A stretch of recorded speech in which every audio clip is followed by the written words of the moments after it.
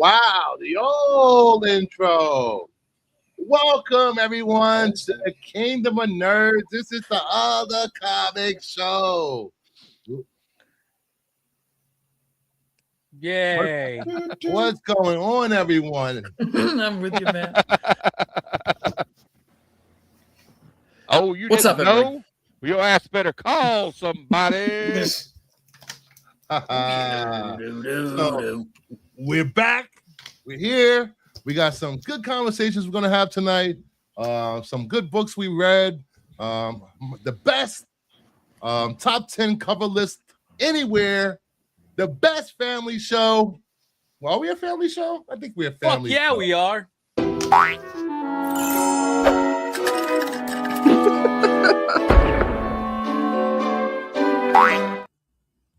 That will be changing in the next few weeks. I'm going to be updating all of my little clips I like to play. You'll be very surprised. It's going to get a New York treatment. That's all I'm saying. It's going to get a New York treatment. I'm going to have to resign from this Yankee show. The Yankee show? What are you talking about over here? I'll keep spicing it up with things that, What are that you are funny. talking about? Yeah. So we have the regular crew, the Knights of the Round Table, Joe's Doolin, Nerdy Geek, Here's for Hire Comic Club, a.k.a. Matt, and the Queen of the Kingdom, Mama Bear, and newly knighted, Zach is part of the kingdom. Woo! Welcome. An honor, honor and a privilege, sir. What's up, Pops? He went through the hard testing. He got vetted, and he made the cut. Not everybody makes the cut here. You just threw me on. You just threw me on, and Mama never let you fire me. Well, he did I fail the didn't know there was a test. I've been trying to get fired for a long time. He did fail the You have a contract, Joe. You have a contract. He did fail the mandatory drug test, but we let it slide. Yeah. Wasn't gonna pass that. No, yeah, no. Bruce flew across country and came and jumped me in, so I'm excited to be here and feel good after Bruce kicked my ass. What? Bruce jumped in what? Oh, hey-oh. Hello. You know, here at Kingdom of Nerds, we do not kink shame. If people are into breath control and spanking and anything else, we do not Foot kink juice. shame. Foot juice. Foot Yeah, juice. speaking of, we got Callie in the chat, everybody. Shout outs, Callie, dude. Oh, let's say hi to the chat. Oh, speaking of water games, hi Callie. Callie does like water sports. We have Pops. Hello, Kingdom and Nerds, aka Brucifer Panel. Terry Floor. Hey, all. Gotta work tonight. Y'all have fun. Oh, Steve Terry. White. Steve. Everyone. John's Comic with Friends. This sounds like a spicy topic.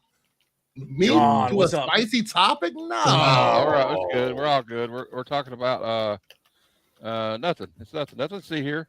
We have Mike Old Guy there. Congrats on becoming a member of the Black Order Comic Club. Woohoo! Congratulations. And Callie being Callie, he wants pizza. I don't know why he wants pizza. Who doesn't want pizza? I want No, he pizza. doesn't. He's quoting Michelangelo. Collect the P. Greetings all. If you had YouTube Premium, you would not get commercials. Missing Mars is here. Let's go. JSS Brooklyn. Good Sunday all. It's already June and Heroes Con is in 12 days or 11 if you go Thursday, it may turn into 4-day con if you are hungover and miss your flight. I thought he said if you were hung. Sorry, I read that wrong. New membership to the channel. Thank you, JSS. What did I pick the wrong tier? I don't know. Is there more than vetted and petted? Vetted and petted. Whoa. Callie, All right, Mike. if there's one thing I can't count on the community was ridicule and shame. PSG comments. Hey, Aaron, what's going on? Mama Bear, we cannot hear you. No, Mama Bear, I can't hear you. We are not talking over you, Mama Bear. I promise. I wouldn't dare. I wouldn't dare. She'd kick my ass. Sure. Hello, okay, Phil. Mama Bear, you'll be right back.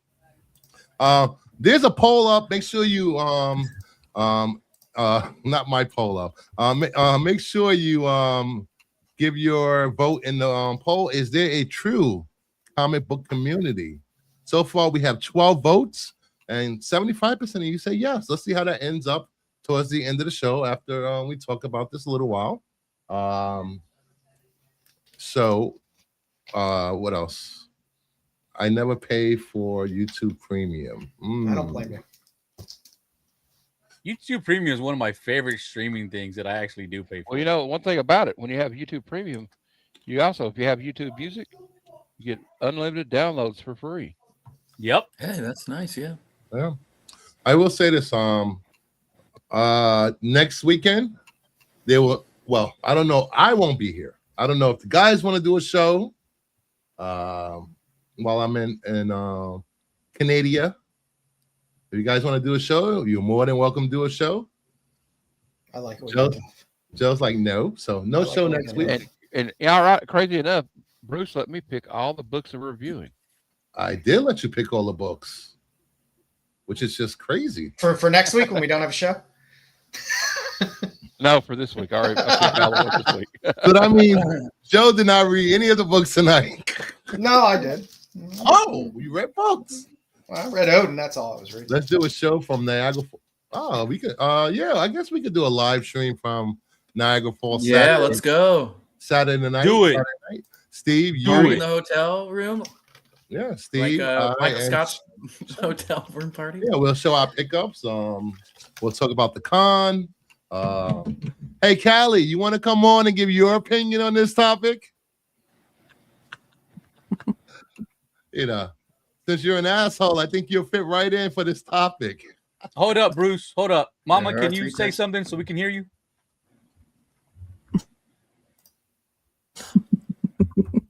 I can hear her She's giggling. laughing. She's I hear her giggling. laughing.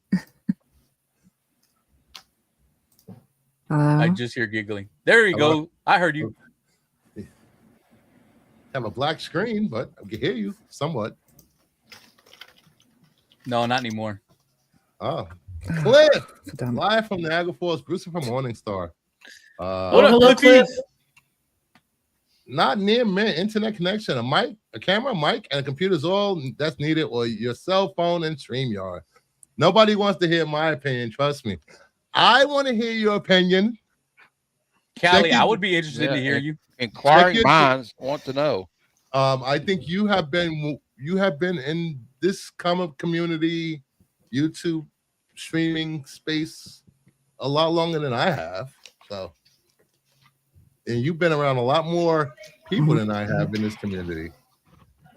So, hit me up on Instagram if you want to come on and give your opinion, or if anyone that's within reason wants to give their opinion, you're welcome. Scorched earth. Anyway, I always come back. so I just poured this Jaeger bomb. Ooh, Jaeger bomb. A little Jaeger bomb. Yeah, moms. You 20? What are you, 20? Do some kamikazes and some buttery nipples next. It's dad's weekend somewhere. I see a couple of white Russians and a tequila sunrise. There's nothing wrong with the Caucasian. They're I take a love white Russian any day. Yeah, you old Cali. All right, so I guess we could start off. You guys have anything you want to show off Sure. that you picked I up? got some stuff. I got some pickups. All right, I'll let Zach go first since he's a new knight to the kingdom. Sweet. Picked this up last weekend, birthday weekend, but I'm reading this tonight when we get off. Do a power Do a bomb. power bomb? Oh, nice. They're doing the black and white. Oh. They're doing the Oh, black and this is white the color one? re-release. Yeah, I saw the black and white re-release. that's one of my favorite series. It's so much fun. I'm really excited. Huge pro wrestling fan, so this is gonna hit me in the feels. Side note, shout outs to what did I say? Modern professional wrestling. I know we talked about this earlier. Maybe not the biggest fans of, but this is not WWE. This is AAA down in Mexico. had one of the greatest professional wrestling matches in the history of the sport last night. Nice. Mask versus mask match. El Grande Americano versus El Grande Americano to find out who the only El Grande Americano would be. It was absolutely beautiful, and I'm not like being a joke, like legitimately beautiful. It's on YouTube. Go watch it. And then I picked a grail up this week. I got the entire Ed Brubaker Daredevil run in the two omnibus format. So really excited to pick up this grail. Nice. Can't go wrong with Brubaker.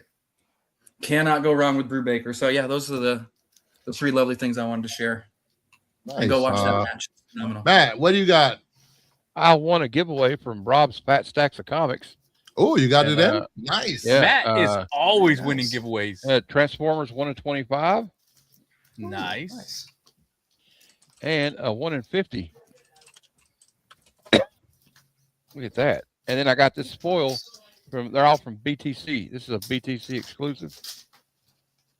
Big Time Collectibles, I think. That's pretty cool foil. That's all I got though, but it's pretty cool. I've been cutting down on buying anything because we got a big trip coming up. Oh, Heroes Con. I wasn't going to say it, Bruce, because I'm getting on your nerves, even though you're going. But you know what? It's not getting on my nerves. It seems like every day since last Hero Con, someone is talking about goddamn Heroes Con. And that's why I refuse to go. I'm sorry, Bruce. I'm excited about it. I know you're excited about it. I'm not talking about you, Matt. Larry Hama's going to be there. I will never rain on your parade. And Larry Hama's booth is right next to Dan Parent, so I'm gonna be there a lot on those two tables. Yeah. Nice. So Nerdy, what do you got? Let's see. I picked up some more Tomb Raider, so I got the half issue from Wizard World, the little foily with the certificate of authenticity. Ooh. I did pick up Club Nephilim #1. It was a weird book, but we'll see what happens with it. And I did pick up this cover. If y'all didn't pick up the 1 in 10, this cover is gorgeous in hand. Like you can't even see how pretty it is in this Mylar. This looks way better. And I'm going to take it to work tomorrow, and I'm going to put it under the black light because it's a UV foil. See how that looks. Good job, Joe. Good job. I picked up a J. Scott Campbell Vampy cover. Nice. I picked up this J. Scott Campbell Princess Leia cover. I've always loved this cover. It's a nice cover. Some more J. Scott Campbell. We got a little comics. Yep.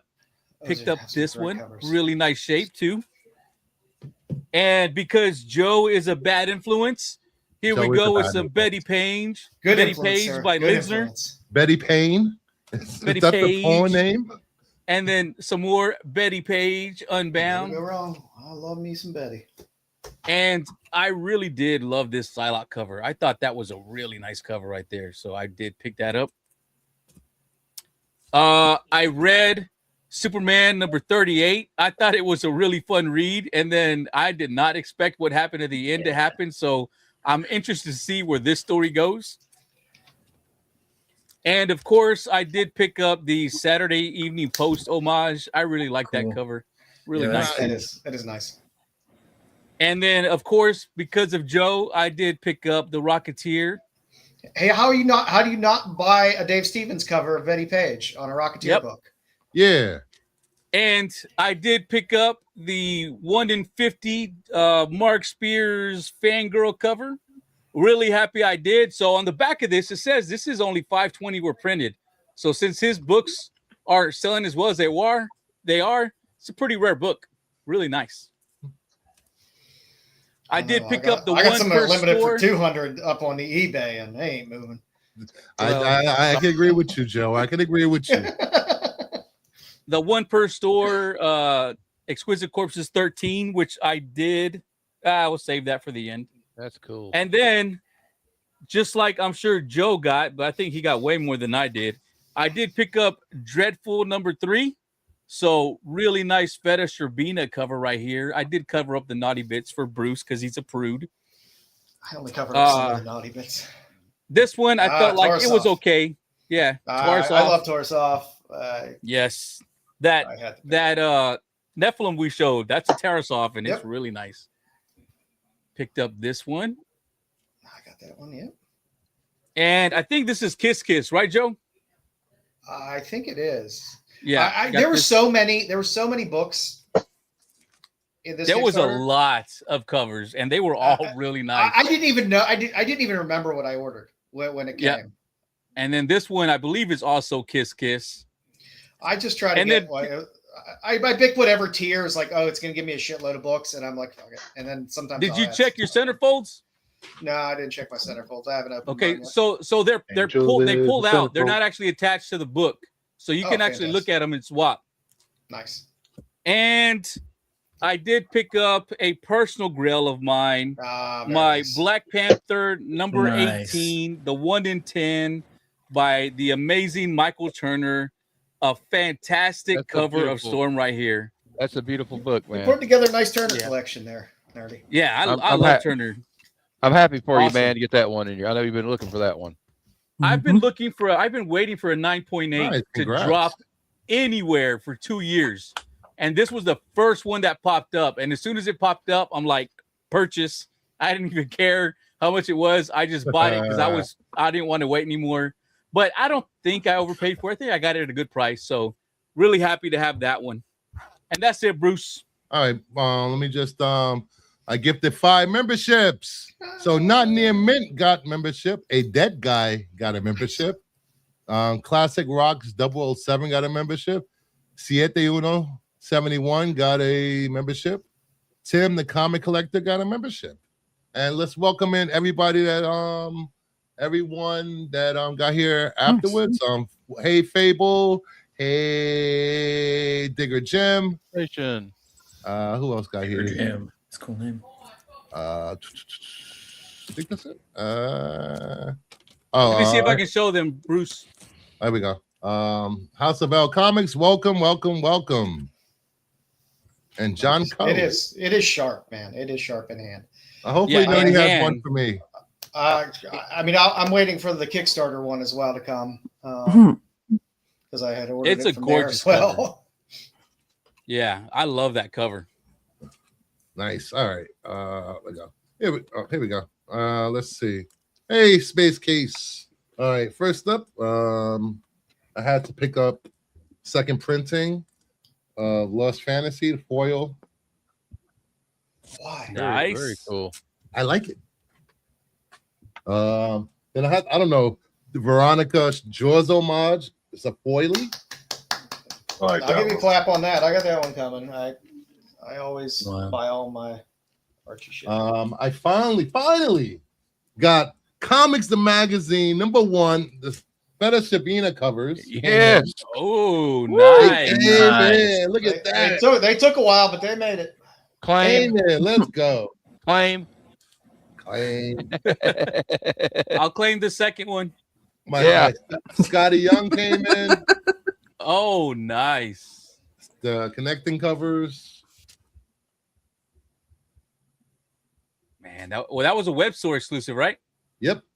Yeah. It's a nice one. I didn't get it. And I finally got my excommunicated Itos. Oh, Nice. nice. You can get that nice second print with the cross. Yeah. Fable became a member of the Kingdom of Nerds. Yeah. Thank you. And LeBeau is here. What's up, man? And Yeah. Joe, what do you got? Let's see. I picked up some Envita Citria. I did a yeah. little spotlight on her on Oh, Friday. nice. I'm just a big fan of her work. This is her first cover on Silver That's nice. Coin. Ratio, first World Tree. She did it. God damn it. Hi, Nerdy. Stupid. She did a bunch of Universal Monster covers. Really nice. I swear, this StreamYard is so messed up. Oh, well, now There we we're so I also picked up a lot of the Dreadful covers. What the? Hey, I How didn't you doing, click Nerdy? anything. Hi, everybody. What the Hey, hell's Bruce. going on? Yeah. I We've got been a lot of hacked. Dread- We've been hacked. I got Just a really lot likes of Nerdy Dreadful tonight. covers as well. Oh, dreadful. Let's see. There'll be some more Dreadful here coming up. Picked up a little Hughes Vampirella. Oh, nice. A little Flops collaboration on a cover of Territory 3 from a Kickstarter. Nice Dude, little. that's crazy. Hey, nice little. I'm not even Godzilla touching 1 anything. homage. Let's see, a little more Dreadful. A little more Dreadful. Oh, a little more Dreadful. I should have got that cover, man. A little more Dreadful. I did get that guy. I did get the Virgin. That doesn't look too dreadful. Did get the Virgin. And I did get the Tarsov as well. That's what I got. That's Nice. what I got. And of course, it goes back to that. Jeff, it's Jeff. What up, Hey, Jeff? Jeff. Jeff is back. Jefecito! We haven't seen you in forever. No, I've been MIA. All right. So I haven't been to the comic book store lately because I'm saving money for Heroes, but I had to go get. What the This was the hell? last book. This is This crazy. was the last book that was on my unfulfilled pull list. So went and picked it up. Nice. Some good flop story. Nice. Hey, there's some good stuff in this one. This one's fun. There's a good flop story in there. And picked up Infernal Hulk #7 with the Magic the Gathering Spidey cover. Those covers look so good, Jeff, man. Yeah, I didn't think I was going to get one. There was one left, and I went in there on a fucking Thursday or a Friday. Got lucky. Nice. Bruce was always talking about absolute power, and so Bruce, what? Oh, he's gone. Anyway, I'm right here. I can hear you. so the absolute stuff with DC. He's just smoking. You said I am not smoking.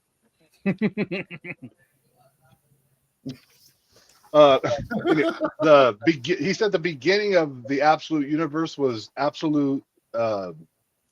Power. What is it? Yeah. So I saw this sitting on the shelf, so I picked it up. Oh, It's absolute power good. number Oh, there you 3. go. Nice. So I grabbed it. Now you need 1 and 2. Exactly. I picked up number 3 because it had Eastman and Laird's turtles on there, and I actually looked through this one too, and it wasn't too bad. A lot of people get bored reading interviews, shit like that, but there's like a little art lesson in there. I No. love those, man. They are perfect I- shitter reading. They are perfect Yes. toilet reading. What a way to put it, Joe. What a way to put it. Perfect. Perfect. Ultimate Farewell. Oh yeah. It's the Did they ever say Infernal hello? Hulk. Did they Infernal ever say Hulk hello? number 6. I don't know if anybody's still reading it. I am. Infernal Hulk is just tearing ass through whoever tries to stop him, and I don't know who's going to stop him. I found Sentry. these in the dollar bin, and it's Absolute Power Task Force 7. So I was like, Absolute Power, was that what he was talking about? And I wasn't sure. And it was It a was dollar. part of this. It was part of it. Yes. Okay, so I picked up issue number 3 and issue number 5, not really knowing if it was part of it or not, but and issue number 7. But Nice. yeah, if it's connected, good. Sticks boy, 1 week until Bruce crosses the border. Oh, What up, Sticks? yeah. Oh, I mean, later, I think- Steve. Take care, Steve. I think I accidentally grabbed this by accident. I didn't pick this up, so but I'll show it to you again. Why not? Look at that. Nothing wrong with that. And that's all I got. All right, cool. Sorry. Thank you. Is that everyone? Sure. Except Mama, but she rarely shows off her books. All right. So Mama. before we Scorch Earth. before we get into the topic of is comic book world a true community? Hey, Barbarian Kung Fu. Hey, check out Barbarian Kung Fu claim sales. Before we do that, my BOCC brother is giving away a comic book tonight. He just messaged me. So, Black Order Comic Club rocks. Everybody leave this stream and go to the other stream. So if you want to be in the giveaway tonight, I will show a picture of the book as soon as I receive one. Oh, It's not going to be hashtag mudbutt tonight. Boom. It's going to be hashtag Boy butter. blame Cali. Hashtag let's blame go. Cali. Thank Oh, you, no. Cali Comics. So, all right. So, hey, Grumpy G. All right. What up, So, Grumpy? tonight's topic is the comic world a true community? Yes. Is it this big welcoming place where you feel safe and you feel supported, or is it just different tribes, different cliques, gatekeeping each other, and getting their pitchforks out when somebody has a downfall or is not doing so well? So I want to get you guys experience you've had. No. They will take the stream down right away, buddy. This is fake. Doesn't matter. They will take It's it down fake. right away. I've seen it done.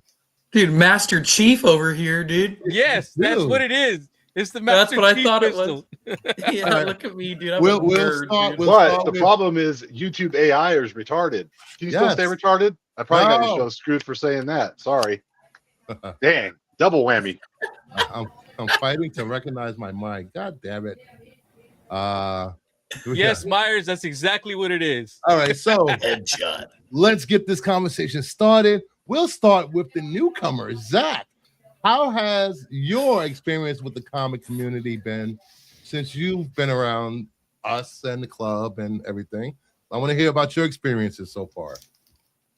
So I'll say this: I live in Salem, Oregon, of all places. We're the capital, but we're pretty small. So like, locally, It's the Salem where they didn't burn witches, right?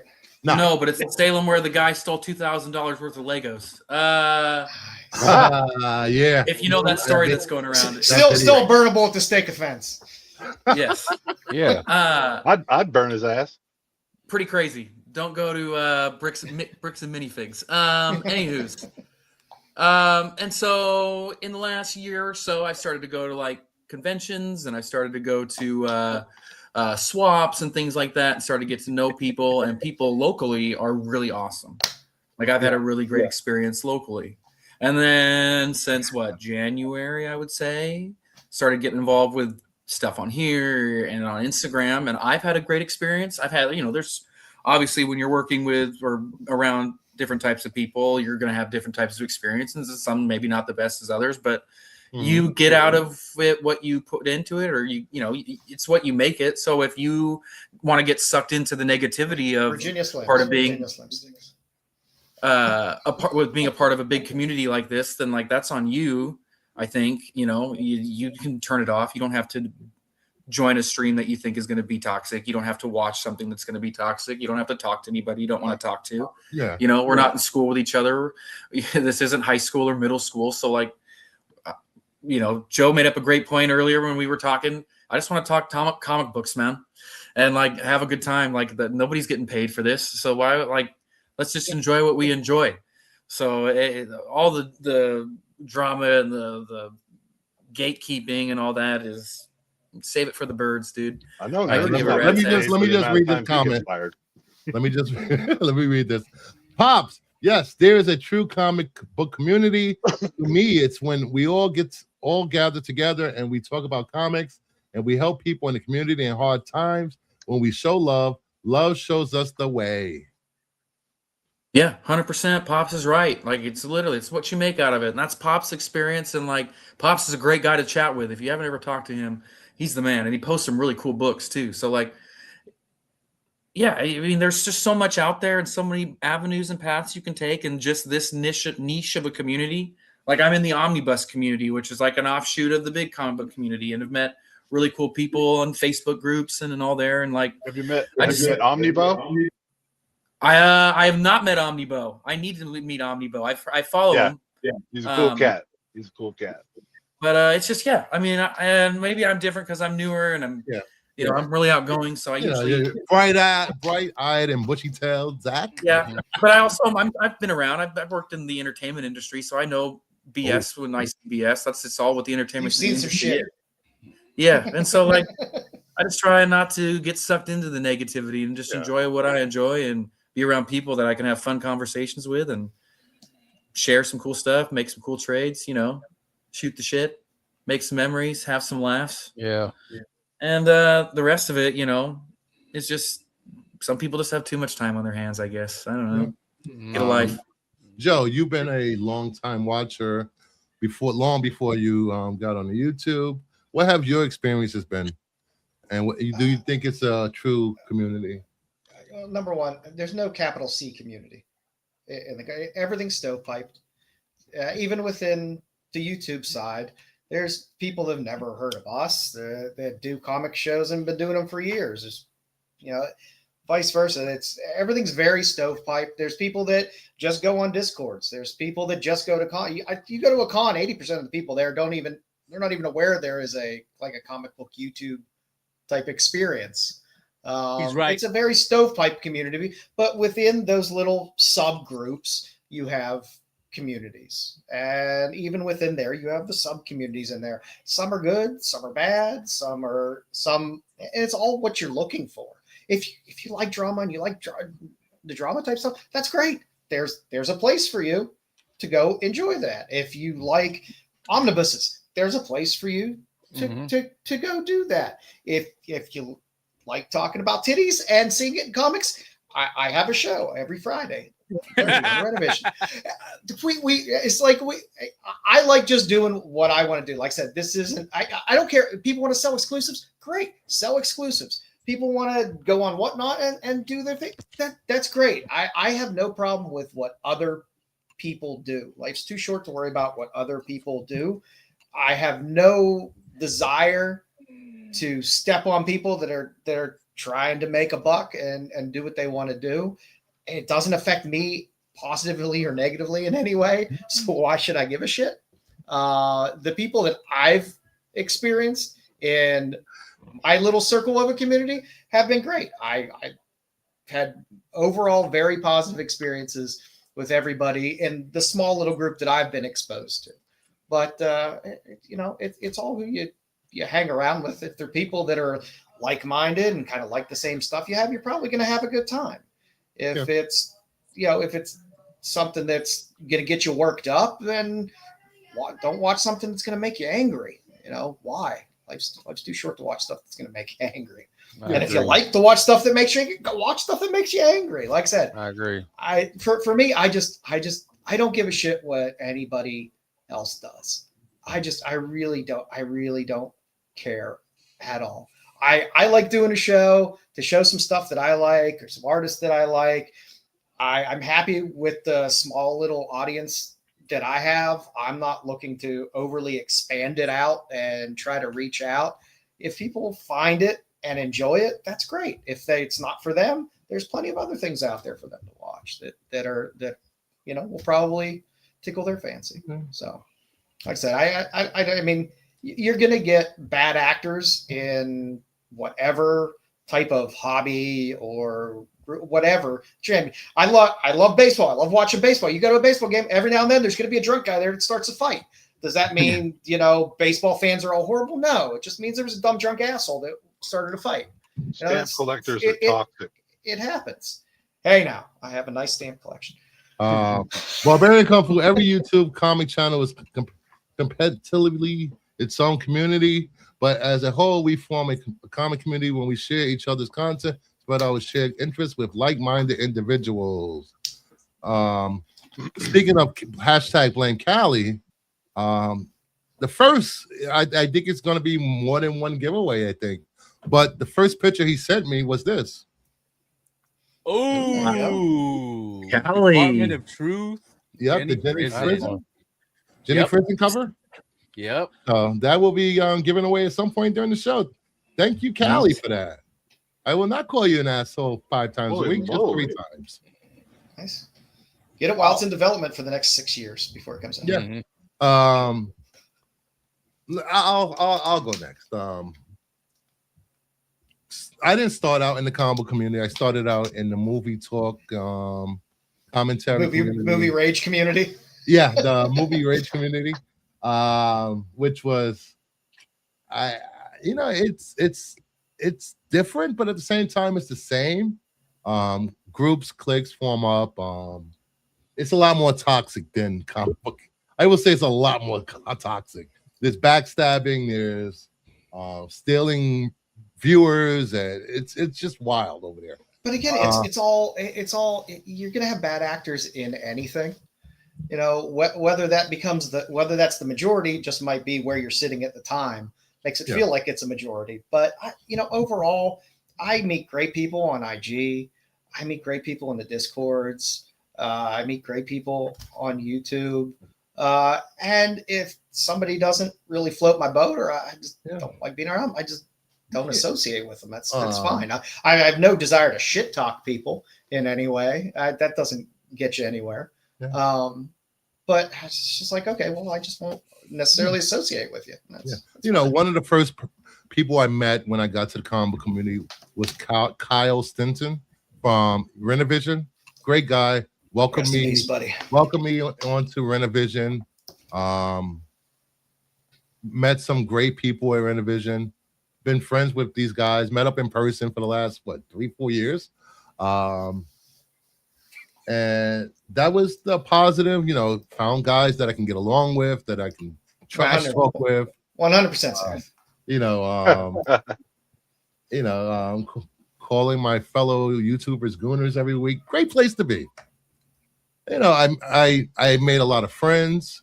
Unfortunately for me, a lot of so-called friends I made in this community stabbed me in the back, talk shit about me, for no apparent reason, just for clout. And to, it was a little hurtful, especially when no one came to your defense when you think your friends should have your back all the time and your community should have your back all the time. I've seen the dark side of this community, whether it's throwing up stream, just going after people for no apparent reason other than a different opinion, or those people that have channels and say, well, I don't like the drama, I don't like the controversy, but they're still in the drama stream cheering it on, and then go back to their channel talking about community. It's a community to the people and this whole thing of, if I don't like you, everyone around me, if I don't like you, all my friends shouldn't like you, or they shouldn't hang out with you. It's just stupid and dumb. I know people love this community. There are great things in this community, like comics curing cancer. That's a great thing that brings everyone together. But you have to be, I think everyone has to be consistent. Be consistent, and if you want to be part of the community, be a community. Don't be a community sometimes, or when it fits your agenda. But that's just me. And I found my brothers in the Blackwater Comic Club. Great bunch of guys. I've made some good friends from there. Zach is part of that. Mike in the chat, even Callie, which Callie's an asshole, who gets along with Callie. Whoa, what happened to, I'm not going to do it 5 times a week anymore. Well, that's one time. You said it 3 times earlier in the stream. Yes. I had friends that I did streams with that they didn't like what Mama Bear did as a moderator, and they wanted me to publicly denounce her. Those aren't friends. Those aren't a community. And Trev was one of the first shows I came into on this side of YouTube, on his show. Thank you for having me on. And my view is based on all the diverse channels, perspectives, and content focused by individual hosts or panels. the making someone choose. Yes, the us versus them mentality has run rampant through all avenues of society. That's a fact.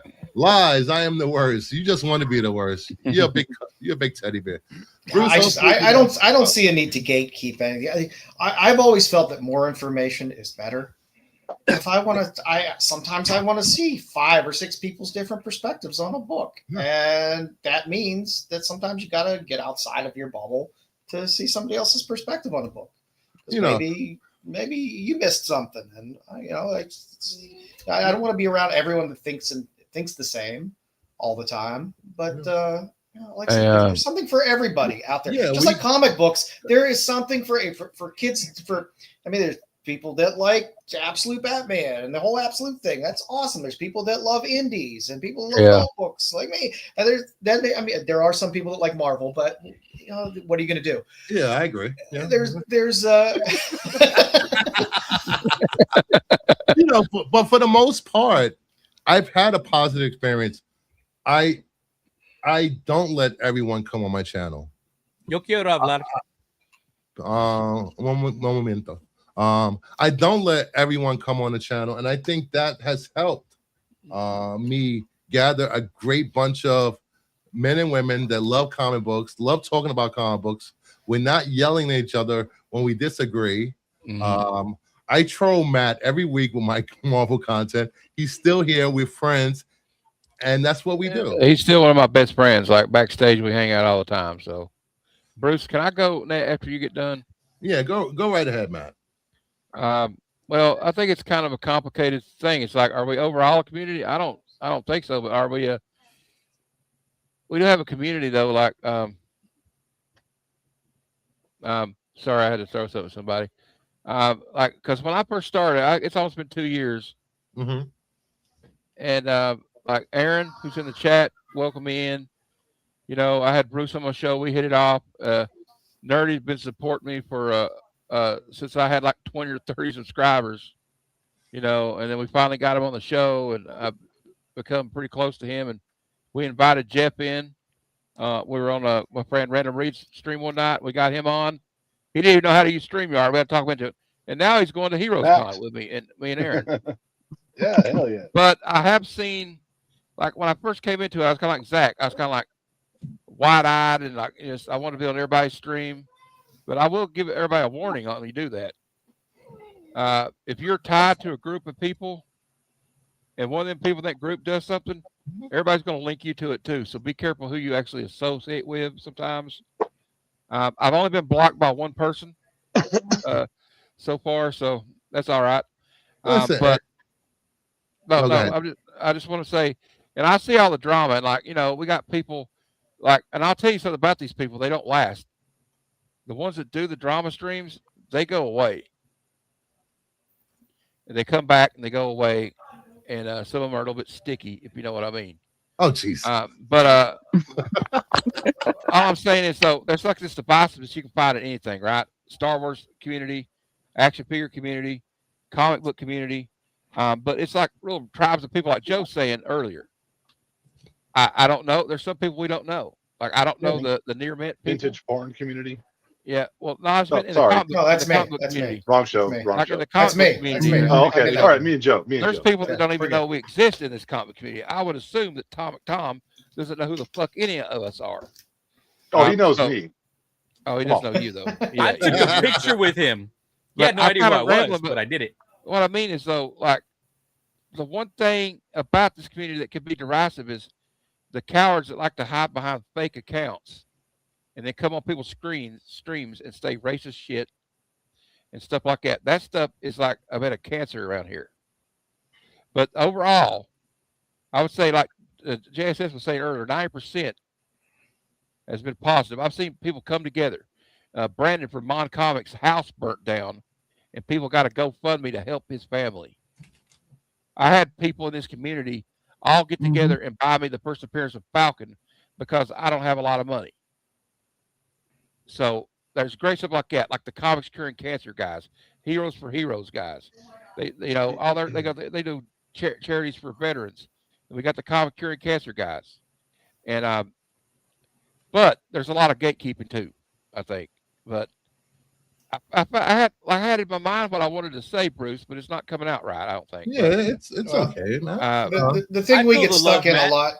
The thing we get stuck in a lot is we think, oh, YouTube comic community is the comic community, and it's not. Yeah, it's It's not at all. It's Instagram, it's whatnot, Facebook groups. There's I can anonymously walk. I've been on YouTube for years. I can anonymously walk through any con and nobody recognizes me. I'm 100% fine with that. Well, and I will say this though: the one thing about comics to me is the reason I found this community in the first place because I had nobody to talk to about what I loved. And that's I found, what's you know fun what I'm about saying? it. And that's the fun positive about it. It's the positive about it. Like most of the time. No, I meant like the old, like some of these people are like, oh, you just buy modern books, you're wasting your money. You need to buy like Silver Age keys and Bronze Age keys and Golden Age books, and or like making fun of people for movies they like. Oh, well, you like everything, and we don't. Your opinion doesn't Well, that's matter. okay. So, some of their taste is pretty bad. I know, but like if that's what they love, though. I mean, like I like Marvel. Bruce gives me a hard time, but he respects the fact that I like what I like, though. Even though we give each other a hard time on the stream. You know? It's obvious you should collect what you like and what you love, and that is what it is. That's what collecting is. And I mean, granted, to some people it's okay. It's a business, and I get that. If it's a business, that's a whole different mindset. That's a whole different whatever. But if you're a run of the mill, I collect books every now and then. I sell a couple, but overall, my collection is. I buy shit I like. I don't give a shit if people don't like the fact that I buy, Heroes Comics Vegetable Lover. I don't care. It's something that I find amusing. I don't really care if people. Maybe I'm wrong about the definition of gatekeeping, but to me, that's gatekeeping. It's like you're collecting. People telling somebody they're collecting the wrong way. To me, that's gatekeeping. I'm fine with people having opinions. Trying to block people out from being part of a conversation because it doesn't align with your views in some way on certain things is more gatekeeping than anything else.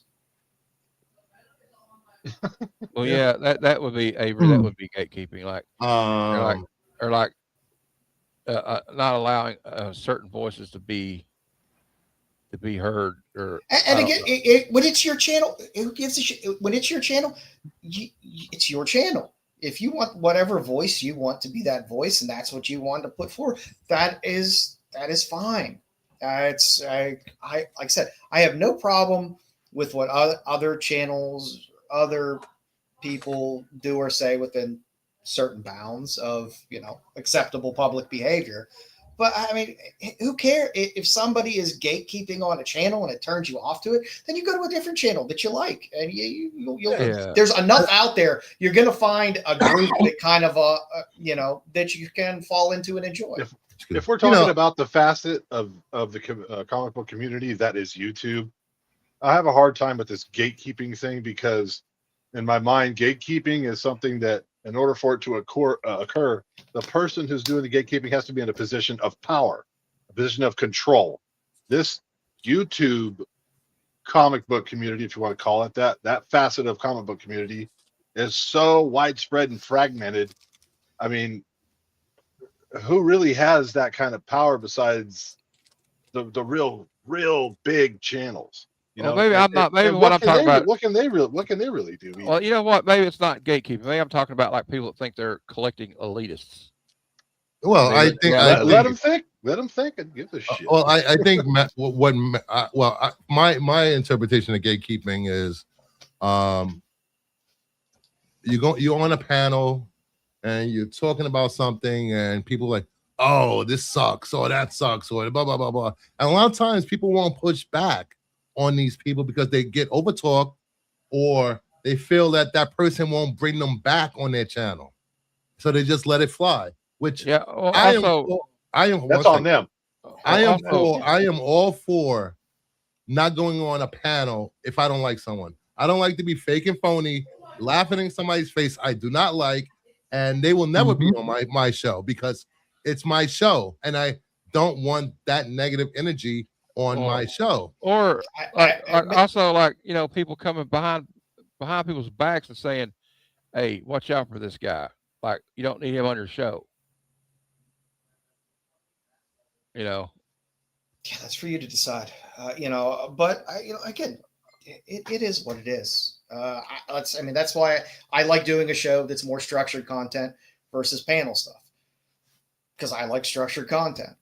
There's other shows that like to be panels, and some are chaotic, some are not chaotic. But watch what you like. Some people like the chaos. Some people like seeing 12 heads on the fucking screen and absolute fucking chaos. Yeah, Some people like more structured stuff. There's something there for everybody. But also, like, I've seen Bruce and Joe and everybody and other people that know more than I do share their information with, you know what I mean? Their experience with me. And like even Bruce, even on YouTube, like, "Hey, Matt, you probably need to do this with your thumbnail. Maybe you need to make your video this length. You need to put tags in there." And like some people try to hold that information from people. They do. And I don't know why. Like it's some kind of secret formula they don't want nobody to know about. You know, that's the one thing I don't understand. A bunch of people battling over 200 view shows. Exactly, Joe. Exactly, Joe. Exactly. It's like I said. I understand. 200 view shows? What shows are you talking about? If you know, give you a if list. it's, you know, I understand people holding some back sometimes and being a little guarded of their content or process if they have it down and it's working for them and it's something that possibly that is their job that makes them money. I understand that. That's fine. But when it's just like, you know, okay, we're you know, a lot of these shows they're getting, you know, somewhere from 50 to 500 views. That's nice. It's nice. You build your community. That's fine. But there's no secret sauce that you have. No. Because if you did, you wouldn't be getting 50 to 500 views. You'd be getting a ton of views. And you know, there's you know, there's no reason to hold back. But again, it's like anything else. Some people are going to be more supportive. Some people, you know, in the community are going to be more supportive and be more helpful. Others are going to be more guarded. People are people. It's just going to happen. It's, you know. Jeff, what has your experience with the community? Did you go yet, Jeff? I mean, I didn't have like a monologue or anything, but I was chiming in. Okay. Awesome. I don't know. I mean, all I'll say is it doesn't matter in my travels where I've been, what I've done. You're dealing with a group of humans that share something in common, whether that be where they work, their hobby, whatever. Humans naturally they tend to become part of a hierarchy. It just happens. I don't know how you stop it. It's part of being human, I think. But with this thing, like everyone else that's already spoken, except I haven't heard Mama yet. When you deal with these things, ultimately you choose who you associate with. So there's nobody out there in the world that's part of the comic book community, whether it's on YouTube or any other part, that has any control over me whatsoever. Yeah. So it's almost impossible for me to get caught up in gatekeeping or this, that, or the other. But I heard one thing that was brought up that I will comment on.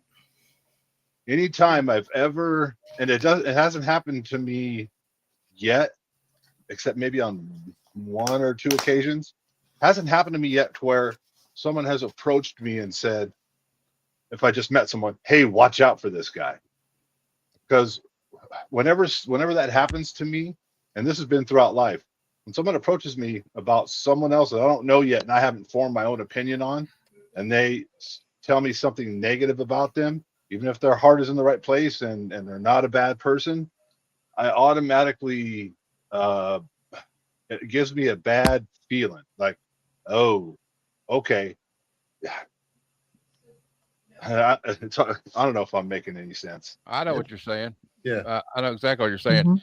But like, I let people learn shit on their own. Yeah. You know, The way I feel about, I don't want to feel discomfort in this hobby. It's a fucking hobby. I read kiddie books. Well, mine aren't kiddie books. Mine are adult books. But you read kiddie books. I read picture books. and look at pretty pictures, and I like collecting it. I don't want discomfort in my hobby. This is not my job. This is not how I make a living. Right. This is a hobby. It's something I do in my spare time that I enjoy doing. I like doing a show because I like talking about different stuff that I like to talk about. I don't want discomfort in any of that. And if I have discomfort in that, I'm just not going to do it anymore. Yeah. You know, it's not worth it. Like, it's not worth our, you know what I mean? But like, here's my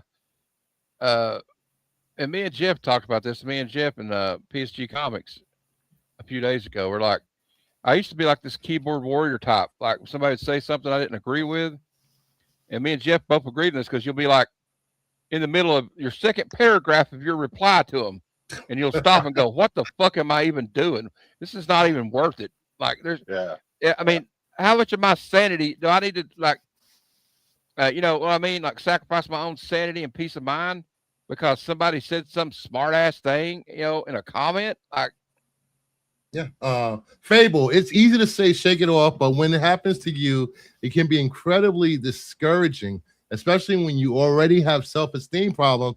And I will take that one step further and say, I have seen a lot of people in this community use people with mental illnesses to go after people and do their dirty work. And that's just disgusting for me to see. Nerdy Geek, what do you think about this and your experiences so far? I don't know. Everyone's already said everything. I mean, there's not really much else you can add. Basically, is there a comic community in total? Yes, but it is a bunch of tribes, and you have your YouTube comic community, you have your Facebook comic community, you have your Instagram community, you have people who just travel to conventions and get autographs, you have your flippers. It is a bunch of tribes all together. We do make up a community, but it's just like the rest of the world. The world is split up into different factions, and that is there's no difference in the comic book community. I try to stick to, you know, the more positive people. Like, I'm not going to name any names or channels, but I found Joe and Bruce through watching another channel when I first got in that would talk trash about them. And I'm like, well, let me go see how bad these people are, because they just got trashed. And when I started watching, like, they saw how shitty my show was. These guys seem like cool guys. They just hang out. They don't talk trash about anybody. They talk comic books, and I started following them.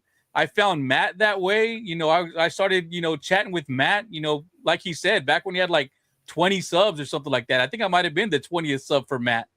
And, you know, I've had a great time. I was afraid. I mean, I was in their chats for about a year and a half before I ever came on, you know, and made my own channel, even though I've wanted to make one forever. And the fact that Matt and Bruce and Chris from the Comic Vet, you know, and Cliff on Comics were so encouraging. You know, it pushed me to come and be on here. And, you know, I lose money every single month doing this. I am making nothing. I am losing money every week with StreamYard, with CapCut, you know, with all that stuff. I try and buy extra books so I have more, you know, stuff to show off. But, you know, I've enjoyed my time. You know, is there a community? It's a bunch of tribes, but pick your tribe. And, you know, if something rubs you the wrong way, just stay away from that. You know, you don't have to hate it. You just go away, find something else that you like. If there's a channel that focuses on exclusives, or people that like to flip, or people that like omnibuses or whatever, and that's not your thing, I don't understand going and hate watching those channels just to make comments about it. It's like, it is what it is. That you know, why complain about something if there's other options for you out there? I will say this. I will say this, and it shocked me because I was, and still am, a bit of a jaded person. Probably has something to do with my career, my prior career. But jaded, you know, going into this thing and slowly getting to know Matt, slowly getting to know Kevin, getting to know Bruce, and you know, branching out from there. I did it very careful, like Nerdy. I was very careful, like, You know, I don't really know these people. I'm seeing faces on the screen, but I don't know these people, you know. Mhm. So we'll play it by ear. Time goes by, I feel more comfortable and comfortable. The AOK thing knocked me for a loop. I was like, why did someone send me something for free? I don't understand. This doesn't compute. What's the angle? Where's the hook? What do they want? When's the other shoe gonna drop? What do you want from me? And I'm waiting and I'm watching and I'm like, come on, where's it at? And it never came. And I'm like, oh shit, they're just nice people. This is weird. I This is really fucking weird, you know. I think that's why I hate AOK. And there are some incredibly generous people on here. I think that's why I am not a fan of AOKs, because I feel like I owe someone something. They expect something from you. Well, That's just you know, me. I want to end on what I said. I feel like I need to end on a positive note for what I said. Speaking of AOK's first Cali, I was looking for some books and I was going to pay for them. He's like, no, don't worry about it. And he even got like the Uncanny X-Men Annual 14 signed by Art Adams for me. I didn't even have to do that, you know. And just like Bruce is very generous, you know, he's helped me out a lot. But the thing is, like, you know, they say you can't choose your family. And maybe I'm being a little bit over dramatic, but like I feel like I found a certain comic book family here. Like with Jeff, me and Jeff, like we first started hanging out and we really bonded watching we stayed up till like 4 a.m. my time watching Friday 13th movies during Halloween. Like I thought it was Debbie Does Dallas. Well, that was later. That was later. Okay. That was actually after that. But anyway, I'm just kidding. And like Fable. And you know, it's just, and it kind of grows with these people, Nerdy and Bruce, you know, and even Joe. I've got to know him a lot, and Mama Bear, and then Aaron in the chat, and like all these great people I met at Heroes Con last year, including Barbarian Kung Fu and JSS Brooklyn. And yeah, I ain't got nothing but love for like the people I know, and the people that I don't really have any love for, I stay away from them. Yeah, Mama Bear, you have been in this in YouTube community for a long time in different communities, and how has that shaped your view of the comic book community? See, I've been doing YouTube for close to like 9-8 years, somewhere around there. And there is one thing I want to clarify. First of all, thank you, Brooklyn, for the compliment.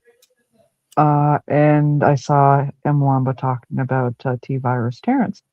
Him and I actually were streaming together. Like that was one of my first panels that I did that we were both on. And he's been a friend all this time. Is he a little left of center? Yes, he's a unique duck, and that is something I appreciate about him. But I love the fact he will always give it to you straight, and the man knows his comics. He is a walking Wikipedia when it comes to any comic books I've ever seen, and I will always give him that respect for that. He's not for everyone, and that's fine. That being said, my experiences with comic book communities in general will be very different from all of you guys. Like I started getting into it back in the 90s when I was in high school. Dating myself, I know. I was there. Big comic card collector. Yeah. No, big card comic collector. I still have all of those. I think I have a few comics kicking around here and there. Still to this day, I would walk into comic book stores and not only get the experience like that what happened in The Big Bang Theory when Penny walked in, where everyone turns and looks because, oh my God, it's a female walking into the comic book shop. I would get ridiculed for being in there. Oh, you're in here just because of some guy, aren't you? I'd pick up a Thor I'd pick up a Thor comic. Oh, you think he's attractive? No, my family dates back to Vikings. That's why I'm curious about this. Sorry, go ahead. I was just it was such a smaller circle back then. It was a very individual. I used to go to a lot of cons when I was back in the 90s when I was in high school. My dad would drive me to a con. I'd go in by myself. I'd spend a couple hours in there digging through boxes, but it was a very small, very stovepiped community. There wasn't what there is now. You have more content now than you've ever. It has in the sense of you have places like here where you can be, and you're with people that share a common love and interest and things like that. Whereas back in the 90s, we all didn't necessarily have that outlet outside of being in an LCS and thumbing through books. No, I know, I acknowledge that, but even even more modern times, since I've done the whole YouTube and Twitter thing, because the two wound up being hand in hand. I ran for a while there a panel of all females who had their own specialties, and comics, a lot of nerd stuff. I can talk somebody's ear off of. And each one of us would have the same experience in our respective one, where if we got into an argument with somebody on Twitter or wherever, our opinions were automatically invalidated. We could bring them screenshots. This is the comic book. This is the run. This is the series. This is the number. This is where you look it up. This is the direct quote, and it's still invalidated. And that was something that always frustrated me. To this day. Like I can even take something like the Black Panther movie. And some people understand why I'm bringing this one in particular up. And I'm sorry I've cost you 10 viewers. I knew I was going to piss people off. Don't worry about that. They'll be back. But yeah, I will bring Black Panther up first for specifics. One, there is a big love of African culture in my family. There was one of the only comic book movies I could have brought my father to if he had been alive when it came out. He would have loved it. We still have his African masks in my sister's, basement. Don't know what to do with them. Because they did so much research on the various tribes that centered around the various African communities. That alone is something I love. The amount of research and depth that went into. As soon as I mentioned on one panel that I was on previously, in between Black Panther 1 and Black Panther 2, they were like, oh, you just like it because it's all black guys. Bruce will understand exactly why I brought that point up. Yes. Because that's something that comes across a lot for me. Mm-hmm. Do I flirt with a lot of people? Absolutely. Does it tend to focus more on one thing? Yes, but that has nothing to do with my taste in comics or anything. Comics and all of that, it's just for fun. And I'm grateful for communities like this, like Cliffs, even Spoiler Kings, where I can talk with them about comics. And various other places I hang out that are now accepting of the fact that there are women out there with knowledge. Mm-hmm. And that can accept that I look into this because this is modern mythology.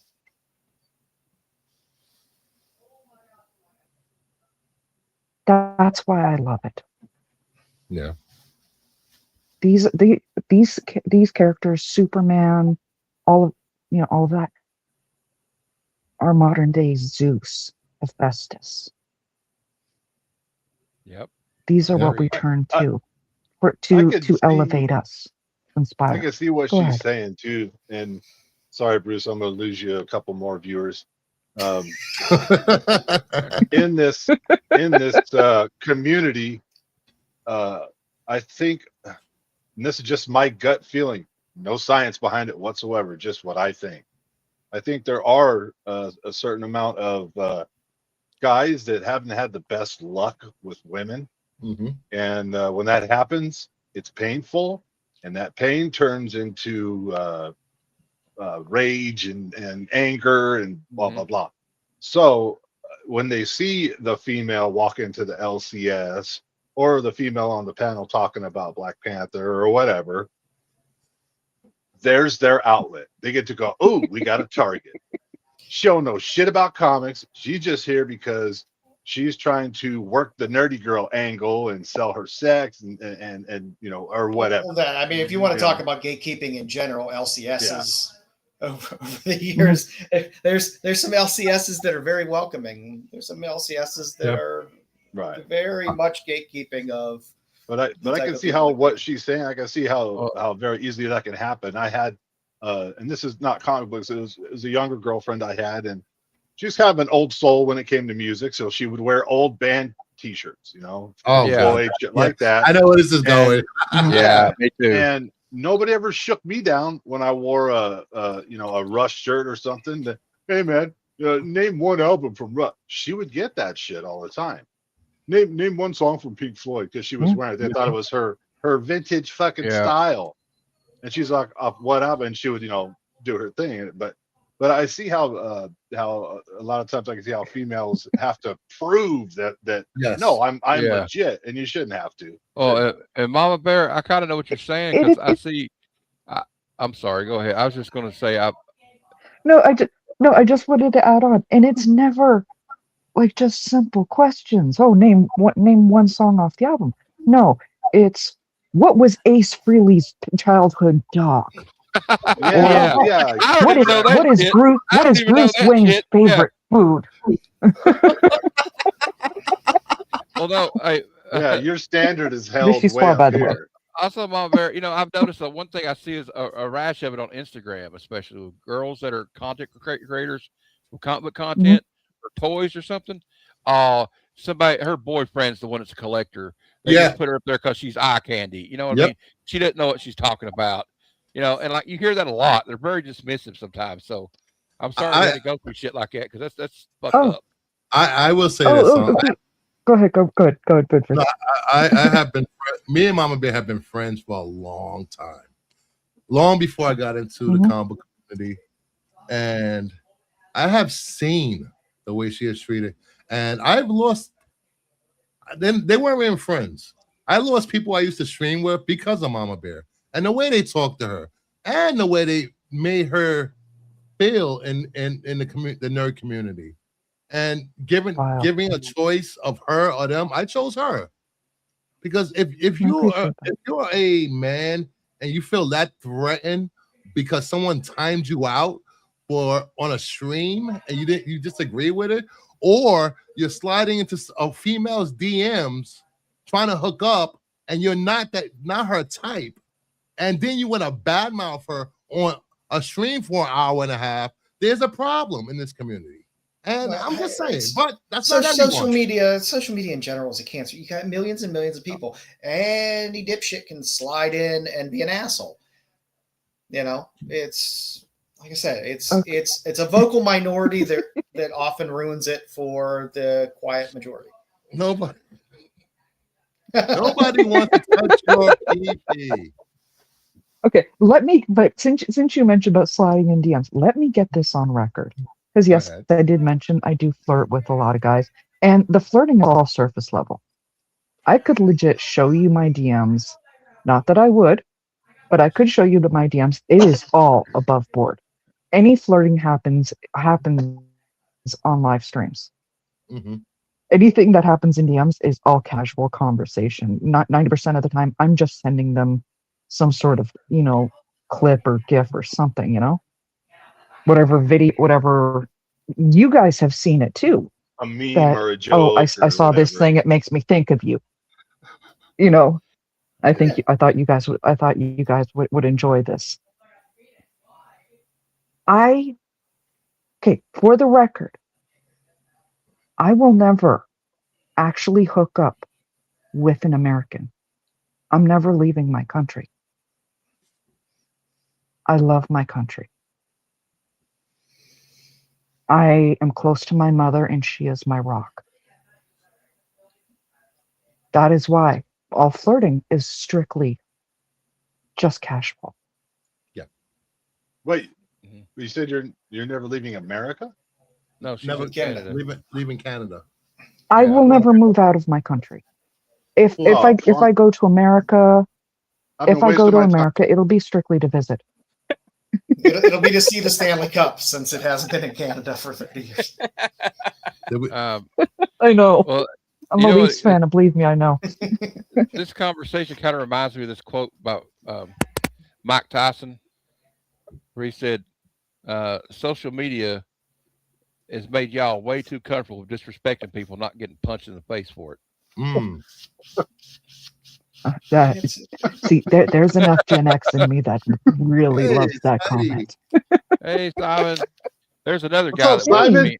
There's Simon's another guy that welcomed me in. Like, that's another good positive of the community. Is I never thought I'd have friends in Australia and England, you know, so. Or Canada, like moving Mama to Bear, you know. Canada. Shout out to Canada. Yeah. Shout out Dr. Von Hoot. Listen, I understand where you're coming from, Mama Bear. I am probably one of the most outgoing people on stream in real life, and I flirt with people all the time, men, women. No. Shut up, Jeff. Nobody asked you. That's just who I am. I'm a friendly, flirtatious person. Does it mean I want to sleep with you? No. Oh God, Bruce and I flirt back. When we started, Bruce and I were flirting back and forth with each other. Clearly, I am not his type. Yeah, It's sure that funny one's off the table. I didn't know I could agree so easily with Mike Tyson. Oh, Grumpy Gus said he's Canadian. here it comes. Here it comes.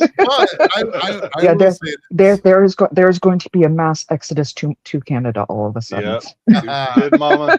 You did.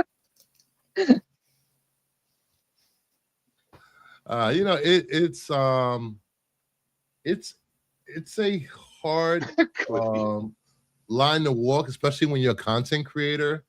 And it's, when I have in the past gotten stuff from people that I did not want to get stuff from, I respectfully declined. But besides that, getting away from that subject, thank you. I will say this: all the negative experiences I've had on YouTube in the comic community or whatever.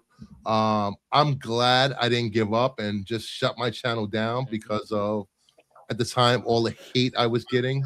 I'm glad I pushed through and kept going because I would never have met Nerdy Geek. I would have never have met Matt, Jeff, Zach, anybody from the Black Order comic, Cliff. Cliff is like my spirit animal. I love Cliff so much. Cliff is I think Cliff is a lot of people's spirit animal. Oh my God! Let's go, Cliffy. Every time I pop in his chat, it's Mama Bear. Hi, God, I love it so much. And not to share, I don't want to share any details of what happened one time, but like me and Bruce had this. Bruce had his experience on my channel, and somebody was trolling us. We don't know who it was. Obviously, it was a burner account or something.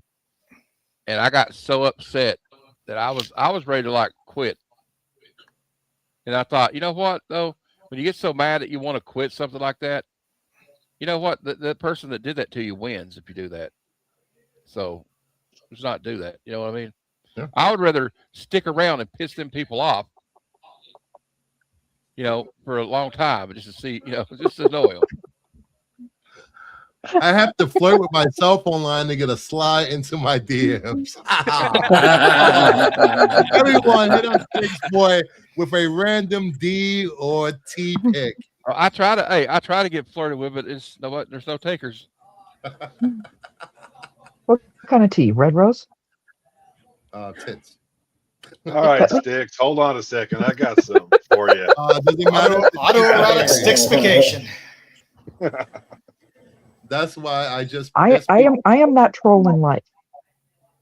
I have had guys turn around and say to me, "Oh, what are you doing?" "Oh, I'm about to take a bath. Can I see?" So I took a picture of the bath. I do stuff like that all the time. That's awesome. And any guy that slides into my DMs with an unsolicited pic, they're getting one back. Yes. I think the experience Probably bigger and of, larger.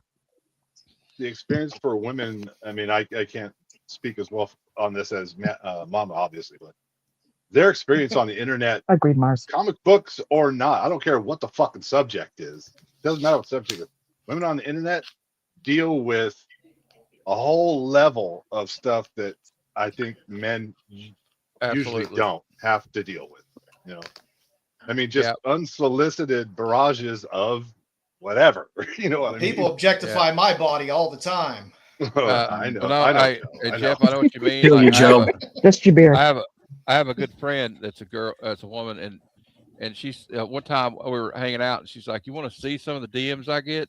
And she shared them with me, and I was like, "It's kind of it's gross. It's not kind of, it's gross." And like, there's a girl Some I of watch. it's a little scary. There's a girl I watch. What's her name? Heather Lynn. She does like a lot of content like about firearms and stuff, and she's from Kentucky, and she I think works for the Black Rifle coffee company, and she does these funny skits. But she does videos where she shares DMs she gets, and it's like some of the sickest. But it's great because she roasts the hell out of them, you know. Yeah. But it's like, damn, can you imagine if that was your sister or your wife or something getting DMs like that? Yeah, how bad you'd be. And like, yeah, it's just unbelievable. And like, also the people that like comfortable like cracking on celebrities, and then they don't look like oh, look, Megan Fox looks weird, and look at them, they look. It's like somebody looks like me or something. You know, Oh, those are for God's my sake. those are my favorite. Yeah. Those are my favorite. When they're not the most attractive people on stream, and kid criticizing women that wouldn't give them a second look, glance, wouldn't spit on them if they were on fire, but they're here criticize. I don't understand it. Yeah. They don't have a mirror, but that's just me. I don't know. Just dripping in I sent you credibility. that one, right? Yes, you did. Oh, before wait, did I do it? God damn it. I forgot something. Callie is giving away comics tonight. I already showed he's giving away this slab. He's also giving away, let me see if I can find them. He's giving away some Raw books. So giving away that. Ooh. And along with that, he's giving away these. Wow. Nice. Wait, all that and for this show? Yes, the slab, and those Nice. they're going to be two separate giveaways. All right, No, so I'm leaving. Well, I gotta get in the Adam chat, Warlock homies. action. I gotta get out of here. See you guys. Bye. Deuces. Oh yeah. Bye everybody. Bye. Nice. Great show, But- Bruce. All right, but let's wrap up this community talk. We've been talking about this for like an hour and a half. Yeah, sorry about that. It's not your fault. It could go way longer. I know we I'm a could. weapon of mass distraction. You know what you get when you bring me on. So we have different viewpoints, different experiences with the comic community, some nicer than others. But for the most part, if you have a good group of friends around you, it doesn't matter what anybody says or does. Don't let anyone crush your spirit or your love of comics ever. Hold on. Whenever we were backstage, Star you Wars had is okay. first told me that when we were going to do this stream, it was going to be scorched earth. And that's what I came here for. So the following channels and content creators can go fuck. Yeah. No, Nerdy. Honestly, Is it all right? All right. Honestly- I was promised goods, and I Hey, came here nerdy, for it. no, nerdy, call in that airstrike, nerdy. Do it. no, nerdy. Mama. I will be 100. I will be 100% honest. The channels that we were going scorched earth on Uh-huh. were probably watching. Of course they're watching. I don't know. Well, I that's- will just say That's the whole There's- point of scorched earth. there are Yeah. plenty of groups I don't out need. there. Unlike them, I don't need to name names. They know who I'm Ooh. talking about. there's plenty of groups out there. There's plenty of topics out there. If you're in a group or a show that you don't like, just keep looking. There's plenty out there for you that will fall within, whatever your likes or dislikes are. Find your tribe. It's out there somewhere. Yeah, just don't get discouraged, because there are a lot of really good people out there. There's a lot of good groups of people, and like I said, some things are not for anyone. Sometimes it's just topic wise that turns people off. Sometimes it's the people. Sometimes it's all kinds of things. But it's a very large community out there. Content creators are going to do their thing. They're going to make a show that they feel focuses to a certain type of audience that they stream to, and that's what it is. And they have the right as a content creator to do that. And I will say this: if you're a guest and you're invited on another YouTuber's show for a hangout stream or discussions or whatever, please respect the host. Don't try to overtalk the host. Don't try to take over the show. Don't So as I was saying monopolize earlier, everything. the following And I will You're gonna say get this, Phantom Zoned again. one of my Be respectful of whatever channel you're invited on to talk, because it's their channel and they're too nice to say, shut the fuck up. This is my show.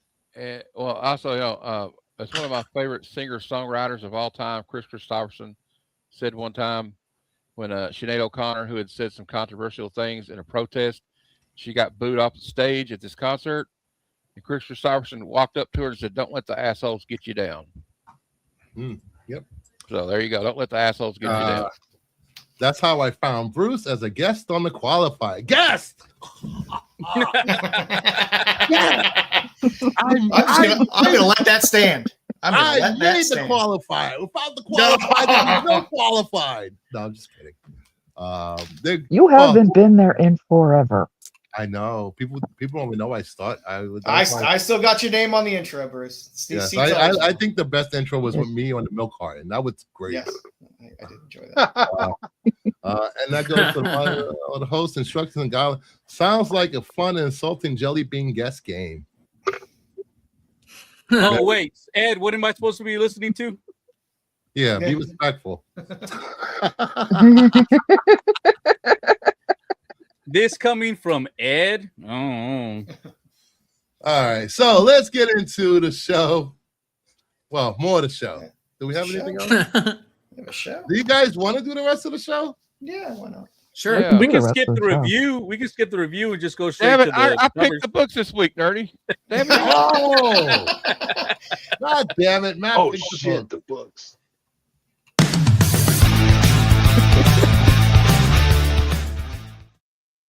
Are you- What the hell? Oh, there we go. This week we are reading Superman Fall of Tomorrow, #1, Exquisite Corpses, #13, Odin #1, and Doom Quest #1. We're using the royal we read these books. Yeah. I read them all. Odin #1. We'll let Zach go first. What'd you think of Odin #1? I'll say what I told you earlier. I thought it was really cool. I had no idea what this was going into it. Like half of these books, I had no idea what I was getting myself into. But I love when they take concepts that I'm like familiar with, like Odin and gods and Norse mythology on that, and then turn it on its head and make it into something completely different. And that's what this seems to me. So yeah, I'm excited for when this is like a deluxe hardcover or something, because I'm sure I will definitely pick it up. So Yeah. those are my thoughts. I did not know what to expect. There were some themes I know a lot of people will not like. It was a little slow starting off. But that's Tinian, his world building. Yeah. We have a reporter. She's embedded in I guess a Nazi hate group, and she's trying to get the goods on them. But let's just say they end up getting high in the woods and eating one of their friends. Like, what the hell was that? Yeah, that was this is the kind of one of my favorite kind of books. So it's like a freaky, Hmm. like it's like it's like also we don't know exactly what's going on yet, but we get an idea that they've unlocked something they didn't want to, they didn't understand quite. And I like the artwork. I thought the artwork went well with the story. So, and I'm really interested in picking up issue 2. Nice. Cliff. Nerdy Mama Bear. Mama Bear may go first. Okay, I would be 100%. And I love that you brought up that first panel. Yes. That is one of those things that always makes it hard for me to really get into the story, is that one little symbol and what this group is, because that is something that directly affected my family. So otherwise, story was, slow, as you said, slow but interesting. A little off kilter, but will I probably read the second one, even though I love Odin, I love all of the Norse mythology? Mhm. No, probably not. Unless somebody comes back and tells me that all of them get wiped out by Odin.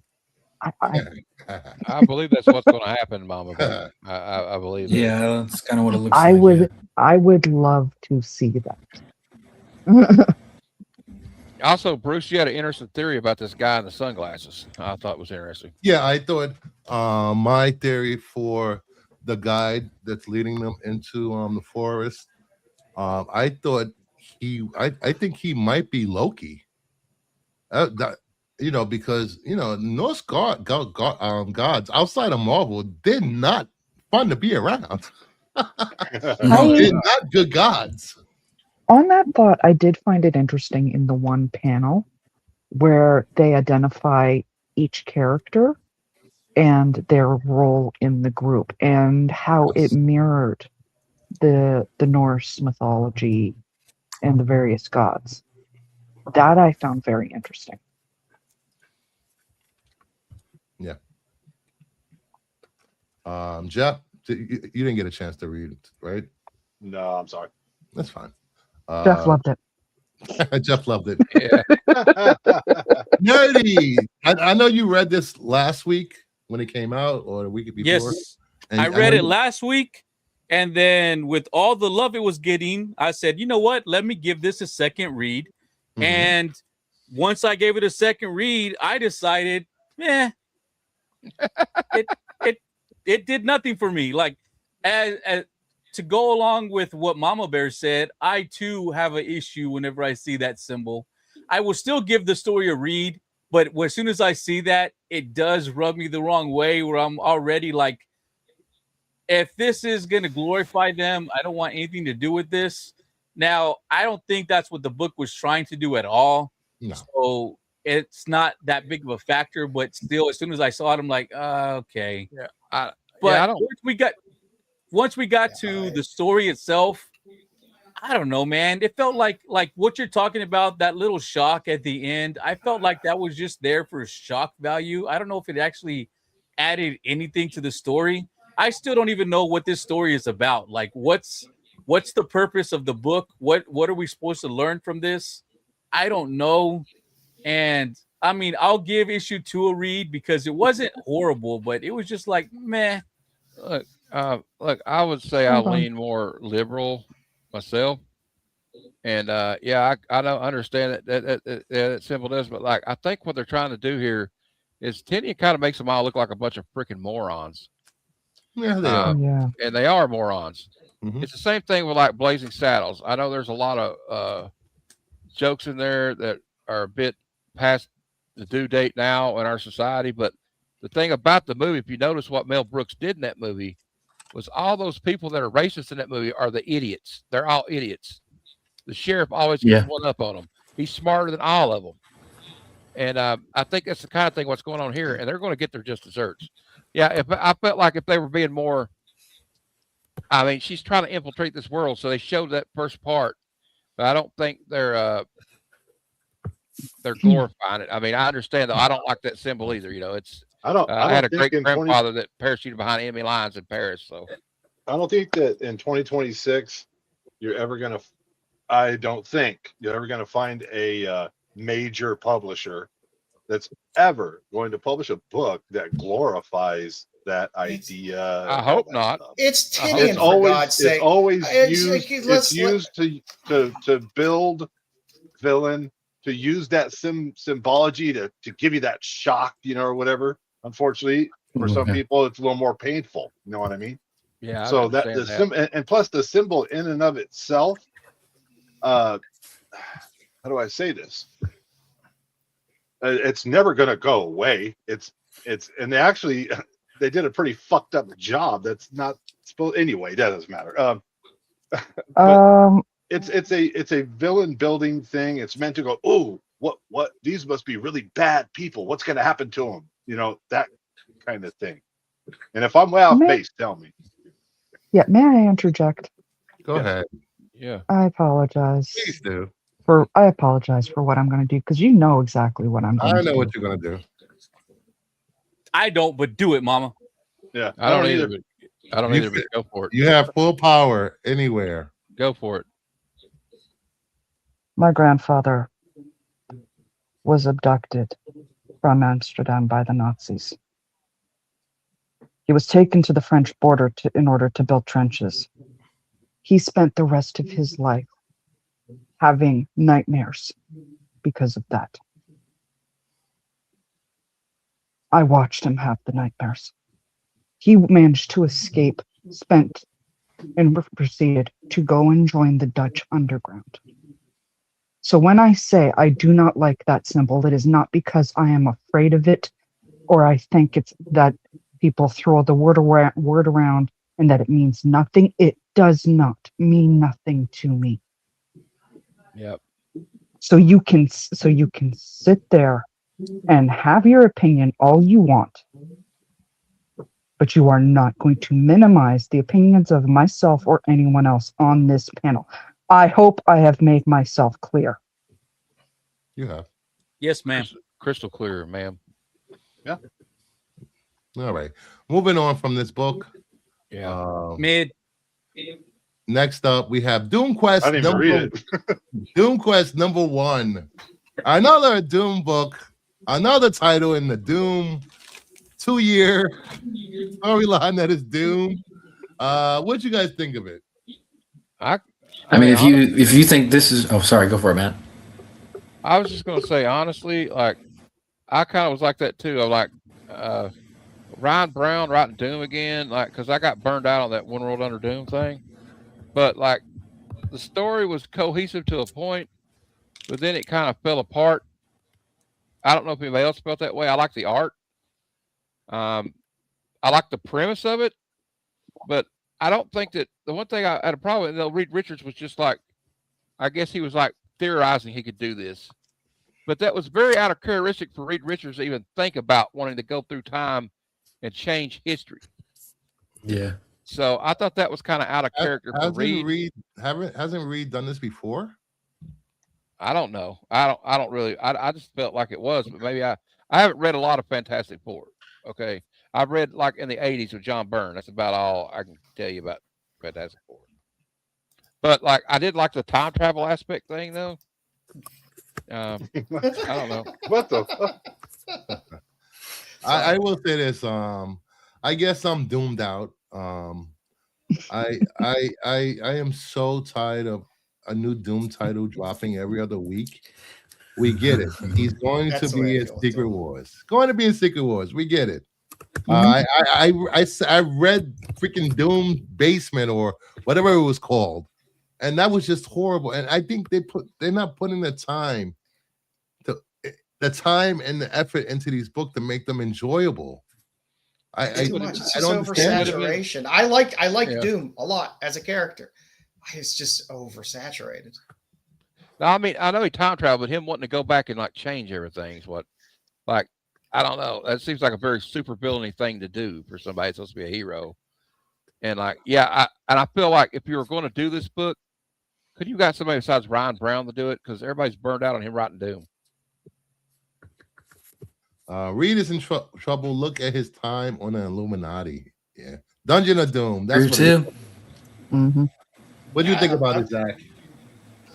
I mean, I understand where you're coming from. I would say buckle up, Buttercup, because you're not even to Doomsday yet, and just wait till that comes out, and watch this number of Doom books grow by like quadruple. So you better, if you're sick of Doom already, then you might want to get some medicine, because it's just going to keep coming. That's my problem. That's my problem with it. It's like, we're going to get just buried with Doom stuff once Doomsday comes. So it's like, why are you making us tired of Doom now? So that you could then oversaturate us later. I would, I just don't get it.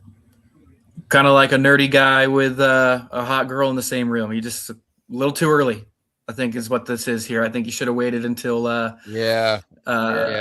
till closer to the release date to start really pushing out a bunch of Doom stuff. But also, this is, I think, maybe a part of their not so much synergy thing, but kind of like they put this out now so that Doom's on people's minds, and then comes into the theaters here in December, because they're probably putting this out for people, just some random, theater goer people that are nerdy people like we are, that just go into like a Barnes and Noble and see, a Doom book, and we'll pick up the Doom book. Yeah. Well, I do know one thing. They were very smart in getting Alex Ross to do the cover art. Yeah, because, like Callie said, people will buy it regardless just because of that. I know I would. I know I probably will. Yeah, I love Alex Ross. Dan, it's got a cool logo. The logo looks kind of cool. So, I mean, it'll definitely sell some books. But, I mean, this will be a fun trade that you give, like, your nephew or something, when it's all out. And brain trust in Marvel. And if you're a new reader and you go into a store and pick up this, and you haven't read the other 95 titles they put out before this about Doom, you're gonna be lost. That's why it just, the Marvel stuff it's like it's too much. People just want to grab a title and stick with a title and read a title and roll through it and follow a story. A little engine that could. You just want something to look forward to every month or every 2 weeks of I'm following this story. Darcy's gonna save us all.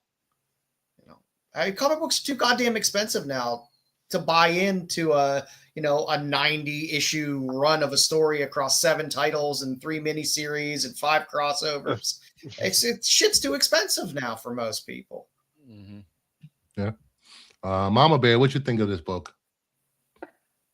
Yeah, it's like I said last week. Marvel is doing too much and not enough at the exact same time. They are overproducing absolute dribble.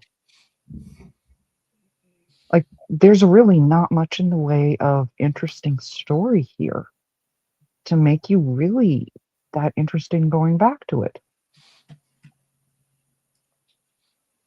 I will give them points on the fact that it wasn't filled with ads this time, but still, it wasn't really. It's not one that's going to make me go, I can't wait to see him on the Titanic. No, care less. What was that?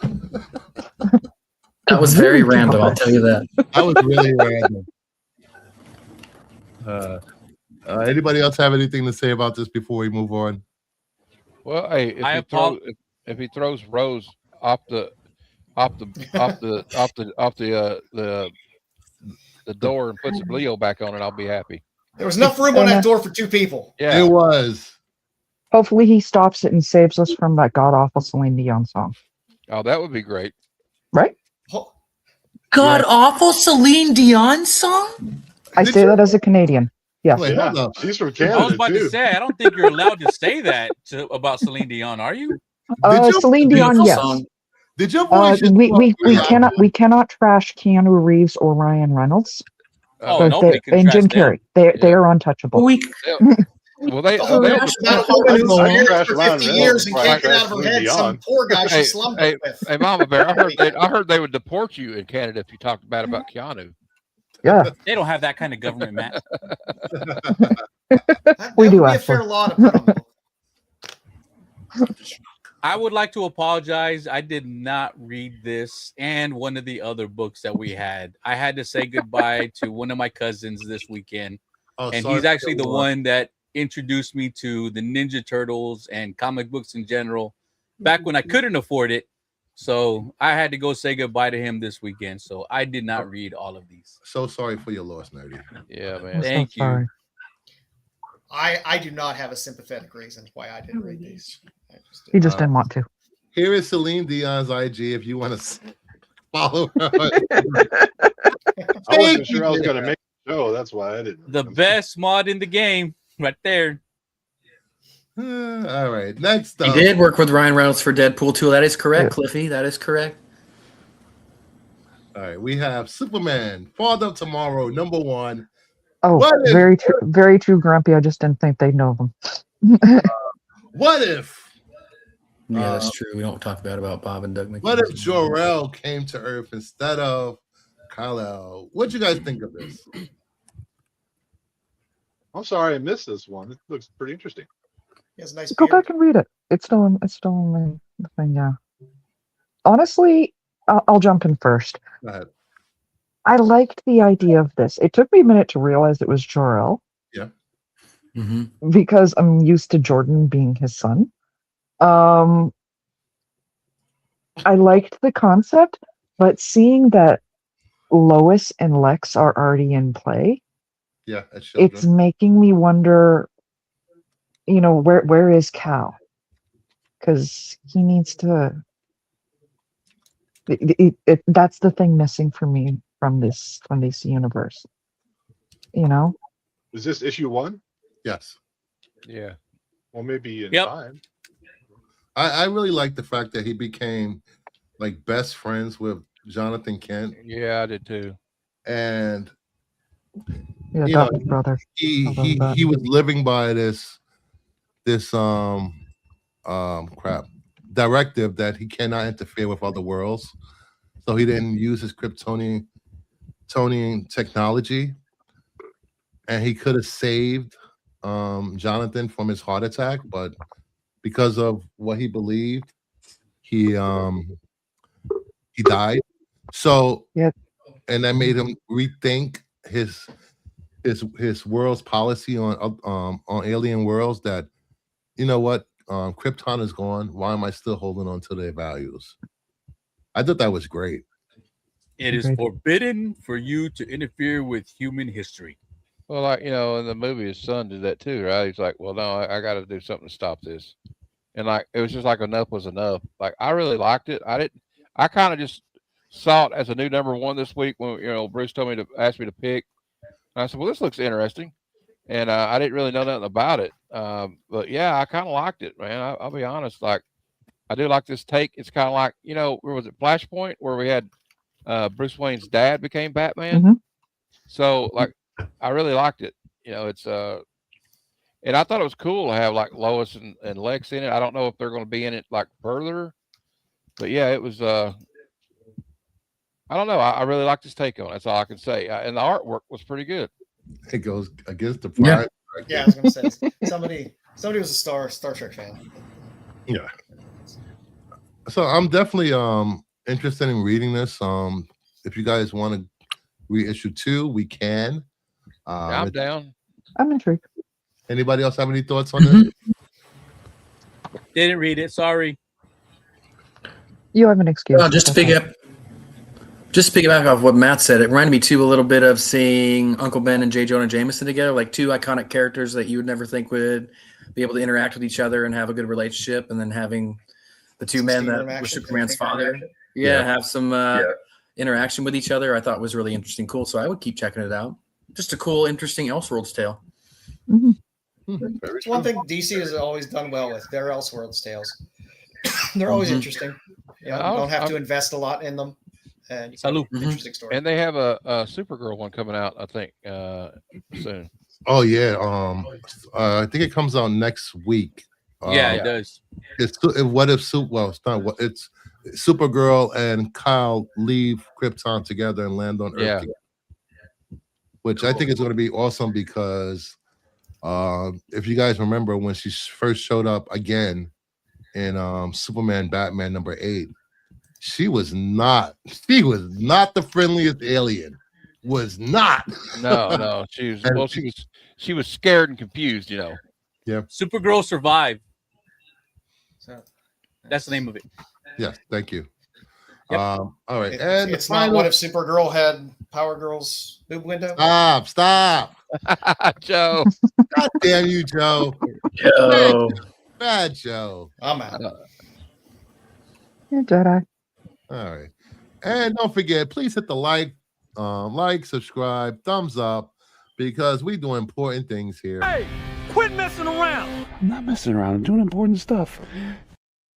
Jedi's in the chat. Jedi? What's Jedi doing here? What if DC released nothing but absolute titles? They'll sell so many comics. That's what. We've had that discussion in one of my Instagram chats that DC should just get rid of every other title for a year and just do absolute. No. Why? Because Superman right their now main is Batman super title Yes. is doing well. They Yeah. all do And well. Superman too. The main Superman's Batman, great. Superman's Batman's doing great. Yeah. No. Yeah. I don't think Firestorm. Bruce can't survive without no Nightwing for a year. Deadman. Oh, yeah. Deadman's coming out this week.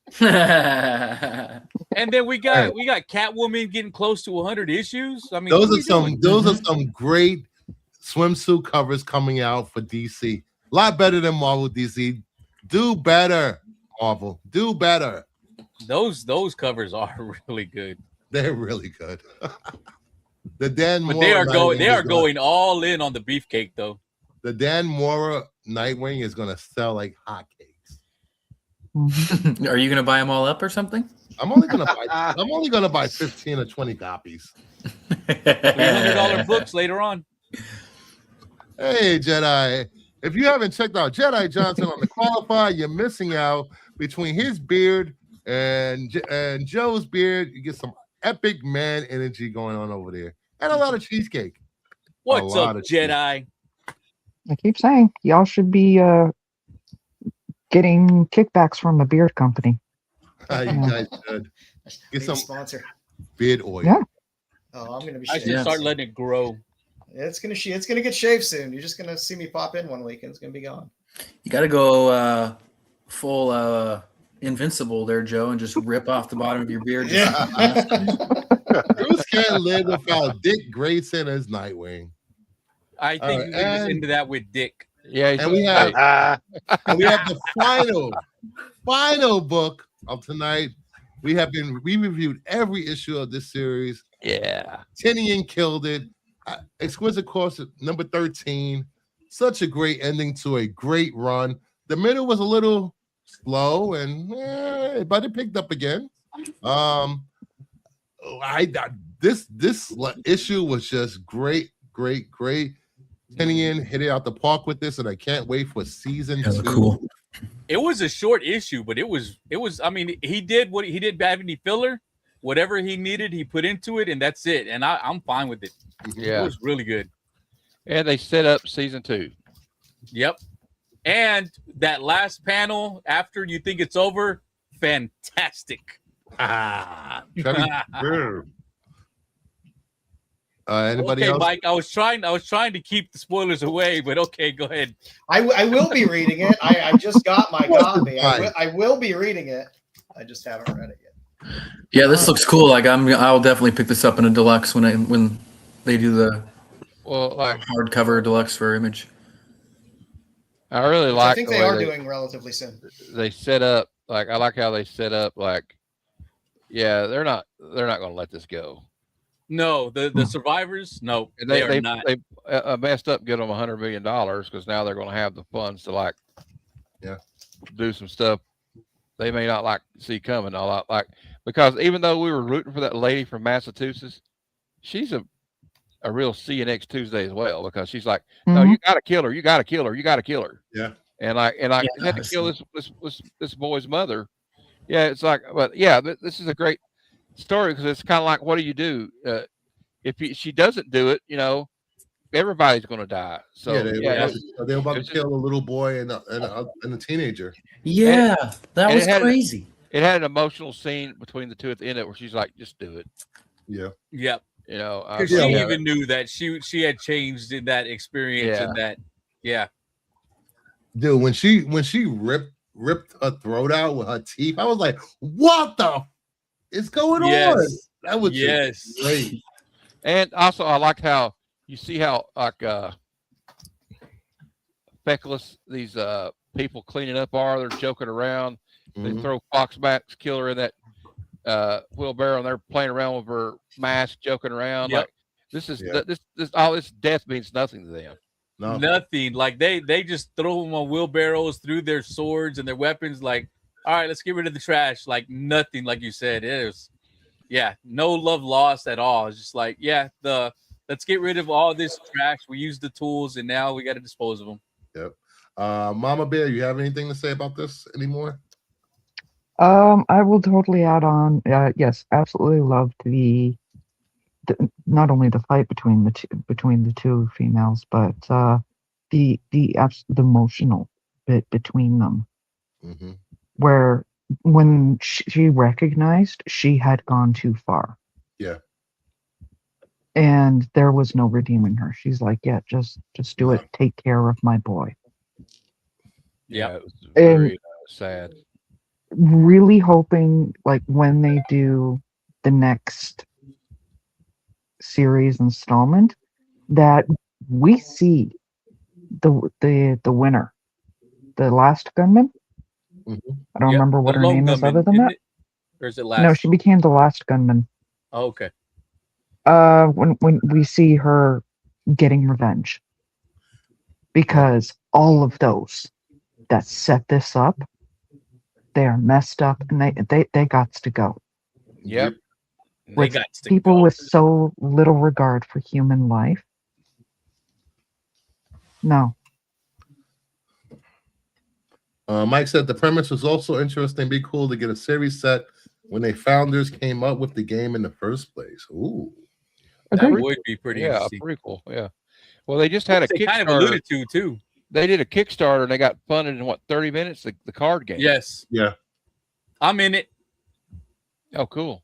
I just didn't have the funds to do it. You know, I was going to do it. Well, you get 30 days to come up with the funds. So I'm just hoping that I'm going to Heroes Con, damn it. I'm spending a lot of money there. Joe, Jeff, anything to add before I move on? No. Nope. All right. I'll be reading this week. All right. Before we move on to the next segment of the show, let's give away a slab. Ooh, blame Cali. Hashtag blame Cali. All right. And we going same rules. You're not here, you cannot win it. We got 33 people in the chat and only 24 entries. Do y'all not want to win? That's their problem.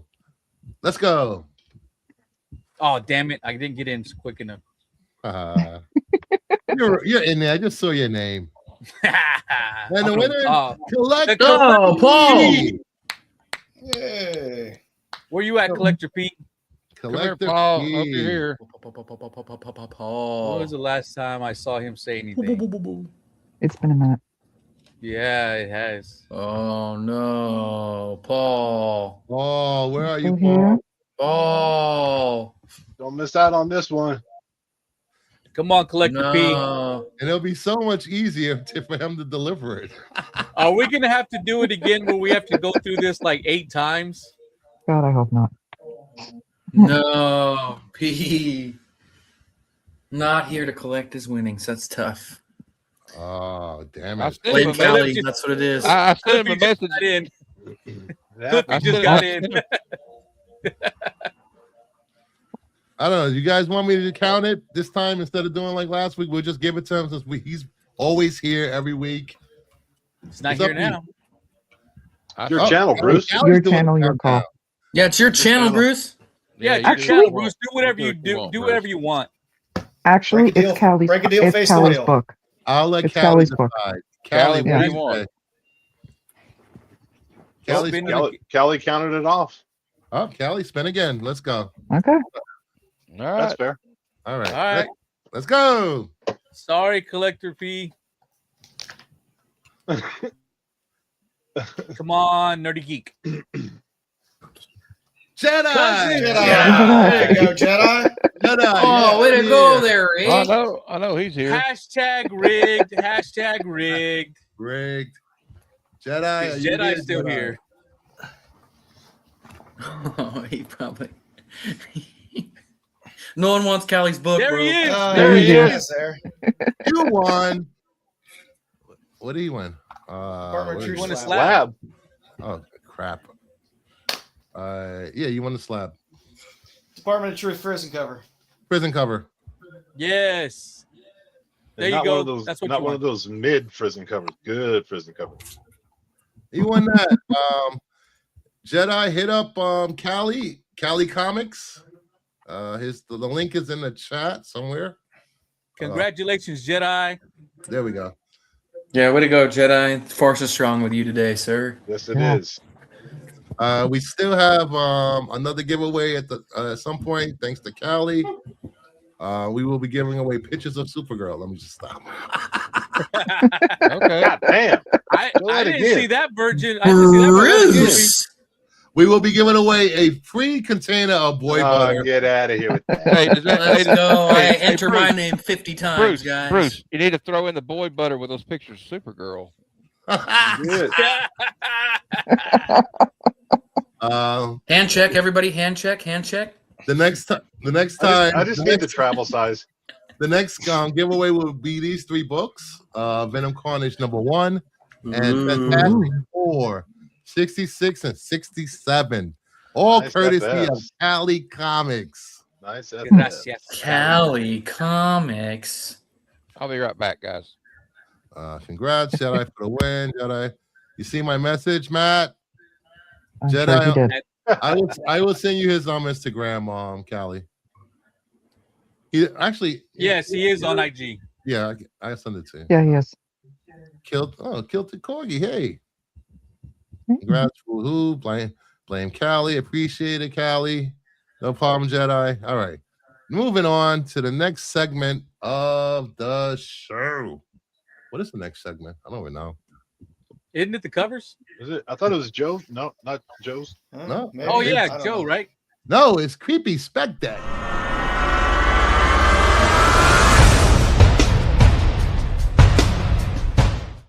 Aquaman is watching. Night, baby. Bye Elizabeth. bye, baby Night. Elizabeth. Night, baby Elizabeth. Night. Good Grant. night, sweet baby Elizabeth. Brought to you by your Lullaby local comic and community goodnight. asshole. Hashtag ruin the comic community. Hashtag ruin IG. Oh wait, he said we'll be back in a little bit. Oh no, he we'll will. be be back. back. Oh, He'll No, be he back. will. He's He probably will. just He will. putting her down. Maybe down. Speaking of, brought to you by your local comic community asshole. Callie is a prime example of why you don't trust what people say. I was told to stay away from Callie. He's an asshole. I'm glad I did not listen and got to know him. He is a lovable asshole. But that's what you told Yeah. me about Dude, him before the I chat, was- before we started. I always knew that somebody with a dope ass server avatar could not be an asshole. Come on. You know, I look at it this way.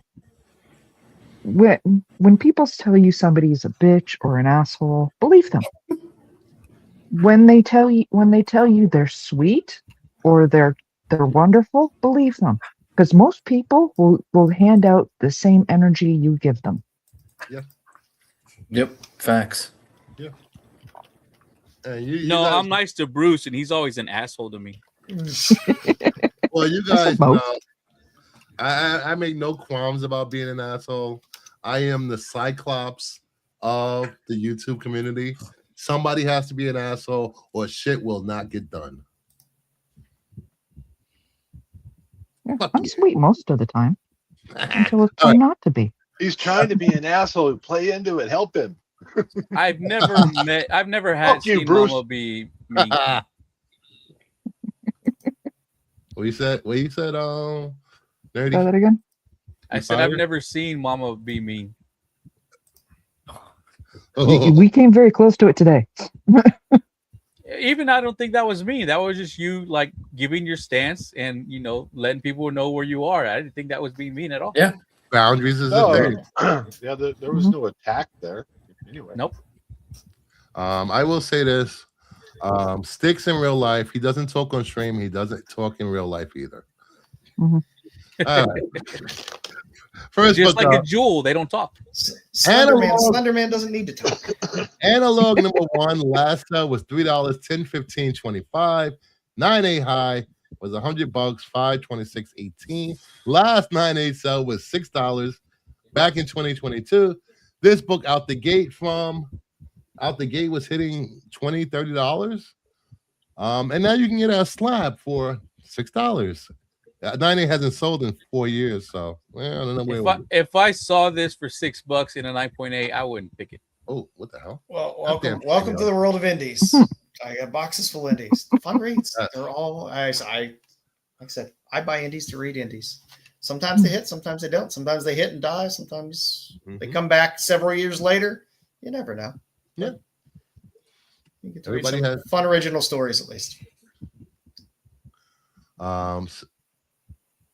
Sometimes just put it in a box and let it sit there for a few years will help out with a lot of Feels these. like this died along with all analog. Interesting. Sometimes they hit 20 years later for 10 minutes. It is true. Strike while the iron's hot sometimes. Then we have Tales to Astonish 44. Last sale was $275, 526, 26.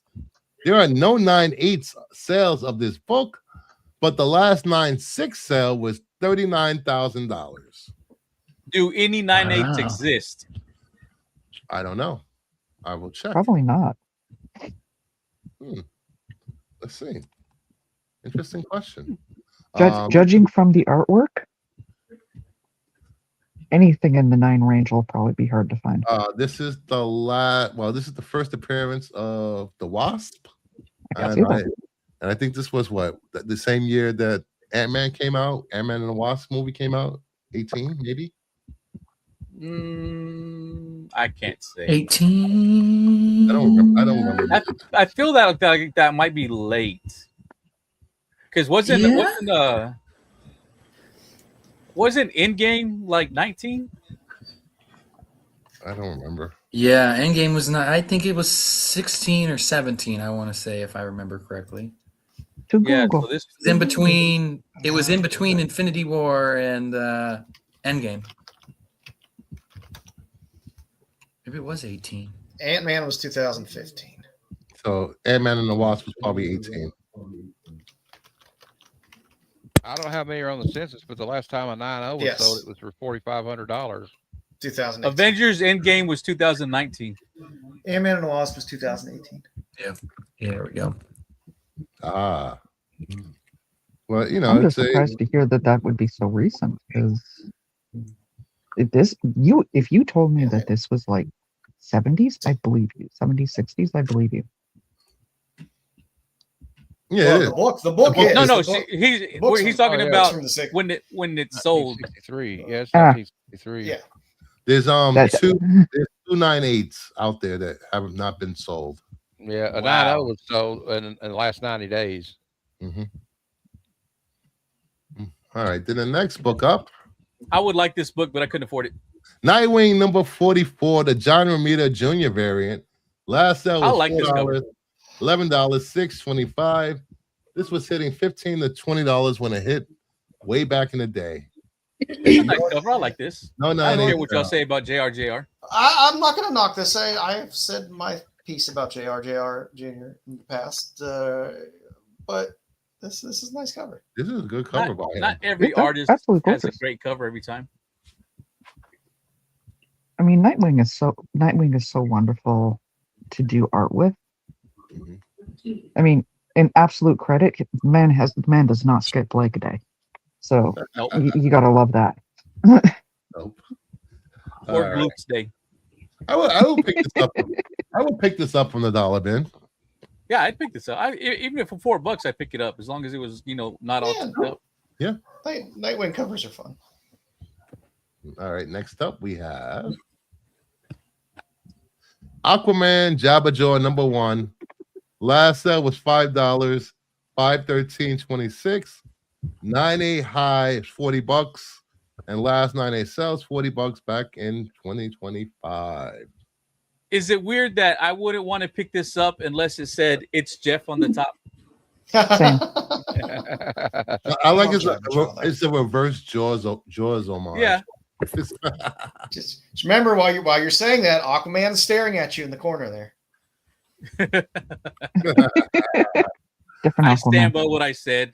No, I but love it. It's when they fun- do it's the fun cover. crossover, if they do not do an Aquaman Jeff the Shark crossover, I will be disappointed. Well, Jeff is a land shark, so Still, that is Uh, weird. Well, they can't though, because they're two different companies. That'll be the next DC Marvel crossover. yeah. I thought they were talking about doing a DC Marvel crossover for for a few bit there. Yeah, they're I'm gonna, sure Oh, Jeff's yeah, on one of they- those covers of the crossover. I forget who it Yeah. is though. it's gonna be I think a series ongoing published by Image. Yes, Yeah, we but need Jeff Aquaman got- and Jeff the Shark. Jeff got partnered up with crypto. Let's go. I would definitely buy this book. Vamos. I like it. I love Jabber Joe. All right, then we have executive assistant Iris #1. No, raw sales, but a 9.8 just sold for $200. $216.26. I'm a little biased because I actually pressed this book for the seller of that book. Of course, this is a J. Scott Campbell. I would not pay 200 for a 9.8, but if I found this somewhere digging, I would probably pick it up. No, I'm gonna say I would pick it up. Yes, Cliff. What the hell, Cliff?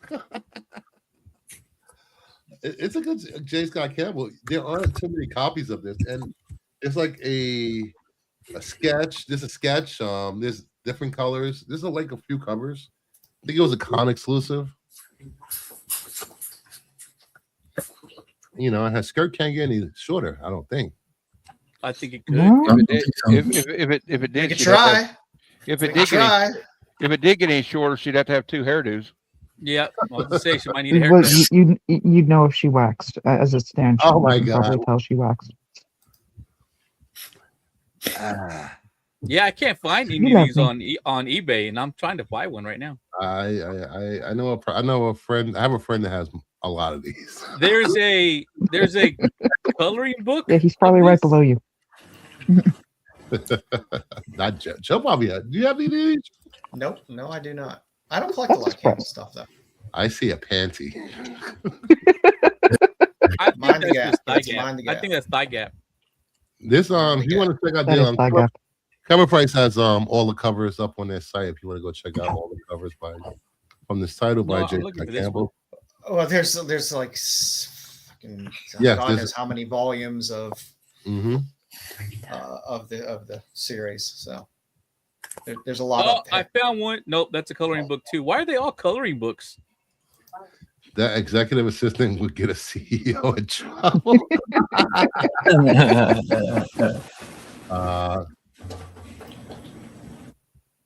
Next up, we have Uncle Scrooge number 34.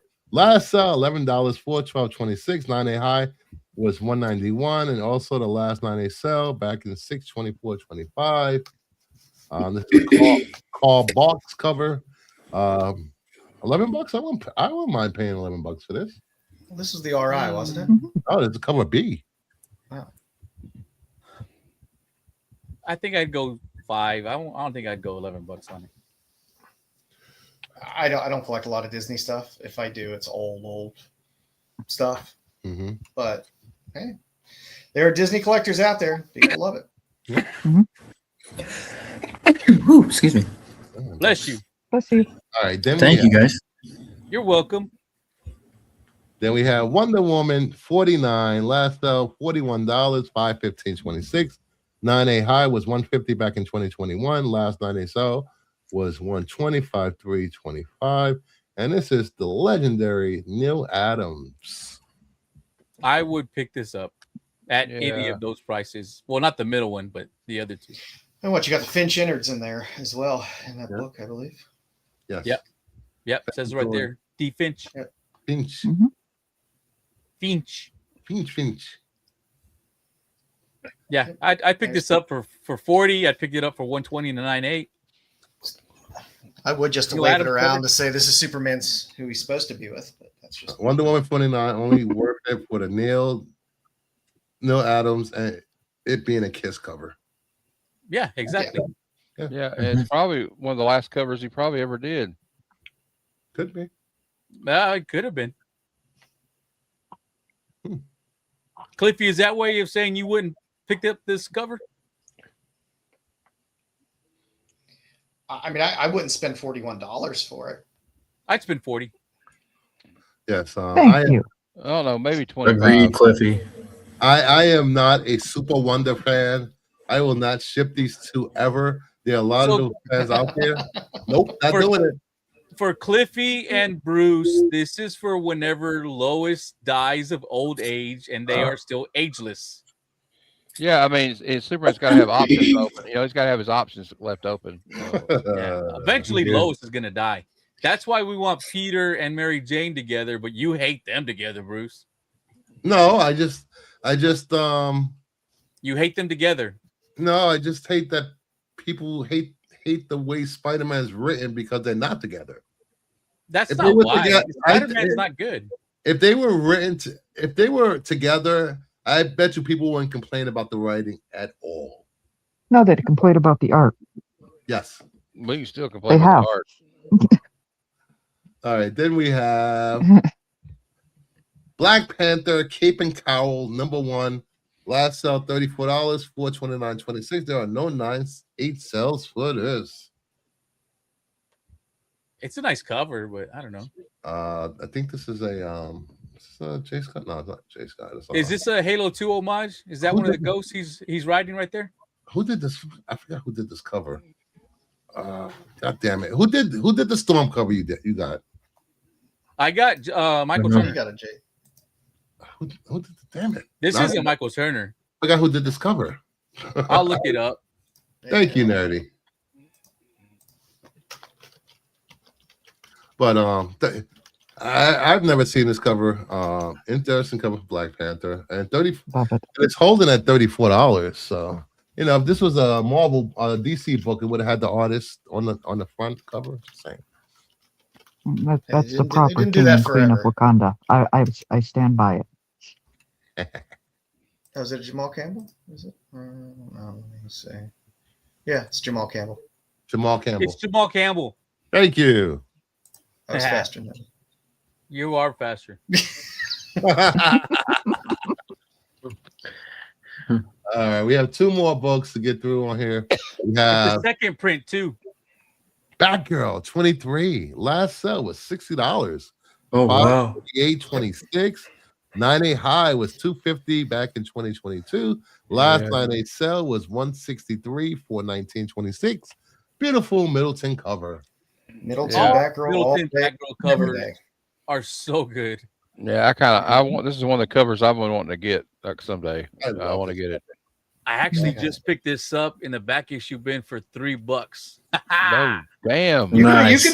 You can find those Middleton Batgirl covers slipped in there a lot of times. in Yeah, those cheap bins. they're not hard. They're you don't see them every day, but you see them more than you would think. Yeah. And they're Middleton, man.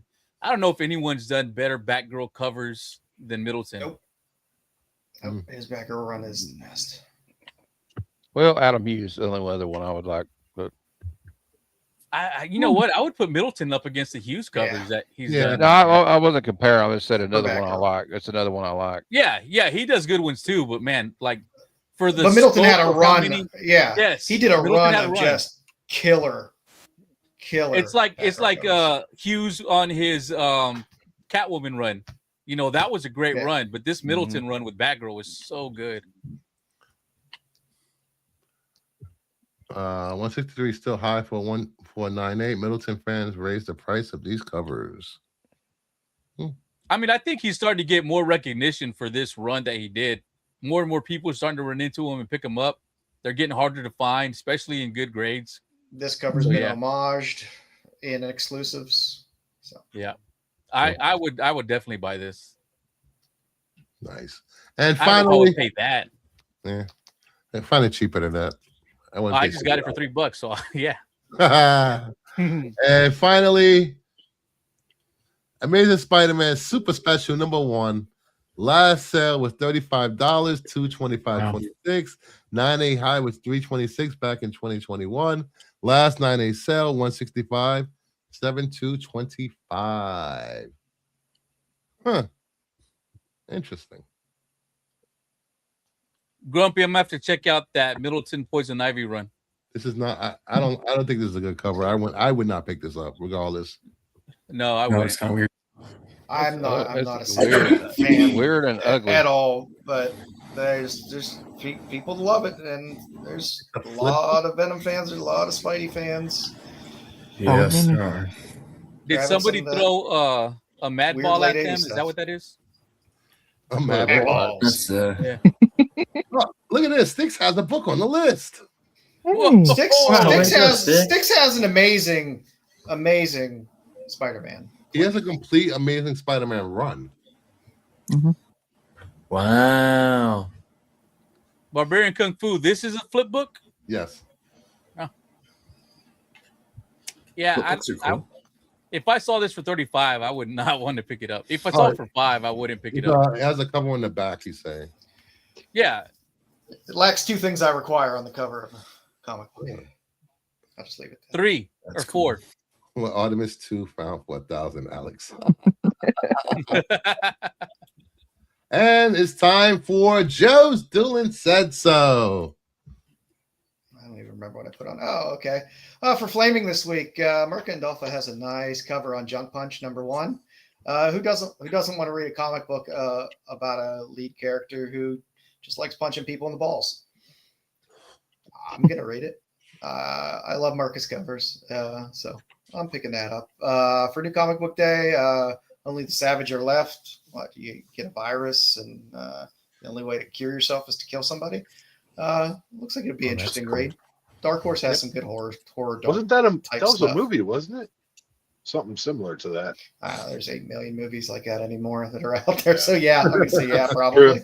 But the Mastrazo cover is quite nice. It's the B cover there. And for Beyond FOC, like I said, I found out that Panosian #6 was worth a lot of money for some reason on this Conan run. And I always just pick up Panosian Conan books anyway, and That's pick most up. gorgeous. Pick up most Conan books anyway, and you throw Valaria on the cover as well. I'm gonna pick it up. So Yeah, that's a really nice cover. I did Conan pick 33. that one Yeah, up. yeah. It's something to throw in the pre-orders there. And I did go through my books, Joe. I do have 2 of that #6. Yeah, I don't know why it popped the way it popped, and who knows eBay, but I ain't gonna knock it. I should probably sell one or both before they drop back down to nothing. I gotta keep my Conan running intact, so I might let one go, but there's one that's gonna stay in the box. Huh. That's what I got for this week. Nice. Thank you, Joe. Did you look up the #6, Bruce? No, I'm looking now. I'm trying to remember if I have it or not. It's a nice cover. It's a really nice cover. And I found it in the back issue bin like maybe 4 months ago for like $4. Was it a cover A? Holy crap. I don't remember. You have it? I'm looking at it. Holy crap. That's it? Yep, that's it. There's a foil? I didn't know there was a foil version of it. Holy crap, this is a good cover. I don't have Yeah, it. it's a really nice cover. It's a really good one.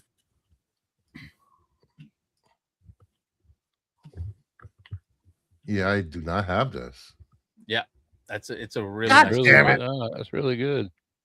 I mean, you could probably still find it. The back issues, like I said, it wasn't that long ago that I picked it up. $4. Metal 2 Dead Poison 3, 7, 10. Great bunch of covers. Wow. All right. Now, everybody's favorite part of the show, hot flaming covers of the week.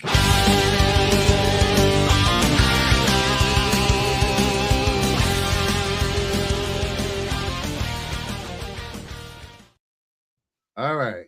Nerdy says there's going to be 6 DC or Mark Spears covers on the list.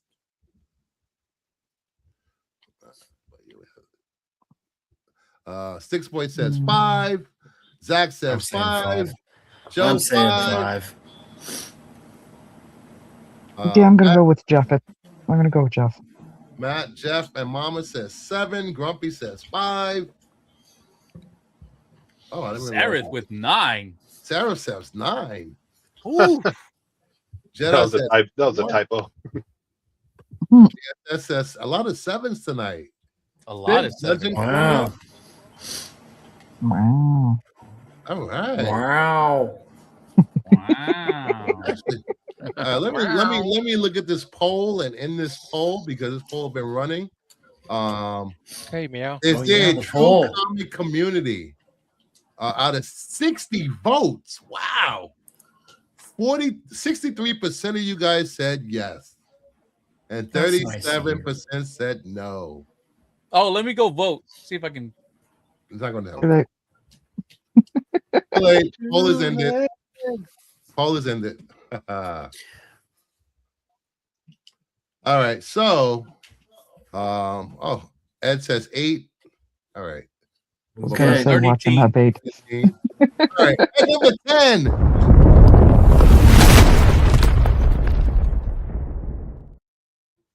What if Uncanny X-Men #1 and 1 in 25 Bendini Incentive, the greatest father and husband ever, Cyclops? No bullshit. What if Cyclops never left?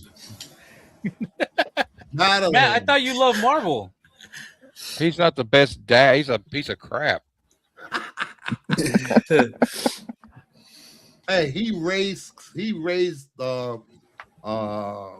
Cable. Him No, and he Jean. didn't. Yes, he did. And No, he didn't. Yes, he did. Yes, he did. What are you guys talking about over there? Yes, Get out of here with did. that. Come on. Oh, Cyclops God. and Phoenix. They went to the future and raised Nathan. God damn it. Oh, For how Lord. long? I don't care. He still was a part of his life. He looks like he needs a leave. There's a difference between part of the life and raising. Cyclops went out for milk and never came back. Yeah. Milk being Jean Grey. You want to leave for Jean Grey? Doesn't she look just like Madeline Bryant? Yeah, what's the fucking Yeah, difference? but Maddie was a bitch. Technically, Oh, my Maddie God. was younger because she was Hey, a Bruce, clone. I'm sorry. You're the same person that told me that Padme was a bad mother, so I can't really take you Oh, seriously. Padme was a bad Padme mother. was a bad mother. She's like, She didn't oh even get no, a chance to be a mother. She can't be No. a bad one if she never got a chance to be one. because she gave up. They literally, gave up. even the droid said she just doesn't have the will to live. It's like, Oh really? yeah, well, you Kids- think it might have been kids aren't her? enough. You think it might have been the father of her children going and killing a bunch of kids? Ah, Yeah, taking over the goddamn galaxy. No wonder she gave up. Then strangling her? Justice to Padme, dude. She did Yeah, nothing they're wrong. choking her. Wrote a good Love a comic. man. Y'all are I'd condoning like I'd domestic leave Jean violence. Grey and go hook up with first Emma Frost. the first two movies of those prequels, they make Padme seem so strong-willed and nothing can break her conviction. And then Anakin dies like, I don't want to live anymore. Fuck these kids. Fuck Hey, what she long said. hair will do that, dude. Long Oh, hair will change So a if guy. a woman dies in childbirth, you guys say she's a bad mother. Okay, No, she didn't die at All right. childbirth. She just All right. gave up. all right. I see Okay. how y'all are. She gave Much as, up. much as I hate to join in on the Star Wars talk, it's entirely possible that Palpatine actually ciphered her life force in order to give it to Vader. There you go. God There you go. What about that? What about that? Excellent point, Mama Bear. Thank you. That's a great point. Yeah, Mama Bear. Well How At else no would he know point- she died? At no point there is any way that show that Palpatine ever had that type of power. But you can't. But how prove else it. would how else would he know she died? Yeah. You can't. How can you prove that? That's not the theory. You can't prove. You can't disprove it. So A hollow message. Well, I will go with my original thought about Anakin and Padme. He Jedi mind controlled her, and she could not consent. Anyway, Wow.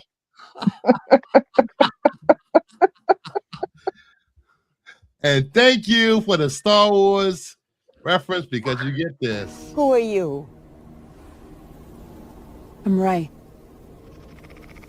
Ray who? Ray Ray gonna be a Skywalker. better mother than Padme. She's a better mother and Jedi. Oh, Palpatine. here we go. Start it up. All right. He's a Grand Master Jedi. Just saying. At number 9. A rose by any other name is still a Palpatine.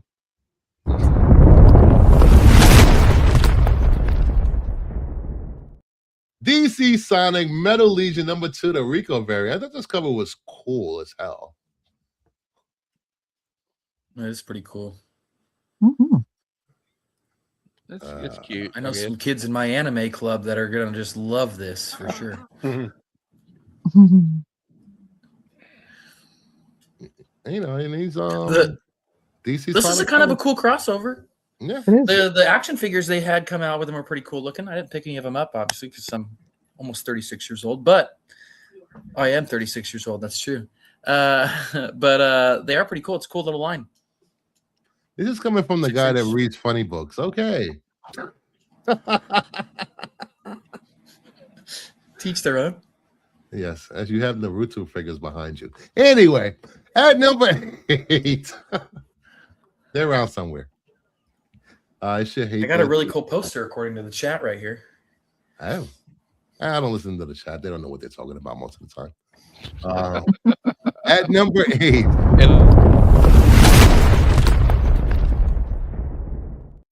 We have Dead Man number 1, the Tululu Tay variant. He's smoking spirits? Or what's he doing Yeah. out there? Look how he's been smoking a blunt. Yeah, a blunt with a human soul in it, looks like. Yeah. No, he's smoking a That's bob. Yeah, hey, Zach, that's the good shit. Yeah, I was gonna say that term, you know, when they say, "Hey, we smoking that so and so pack tonight," that's what that is. We smoking that Dead Man pack tonight, I guess. Dead Man in a suit. I Let's love go. you, sweetly.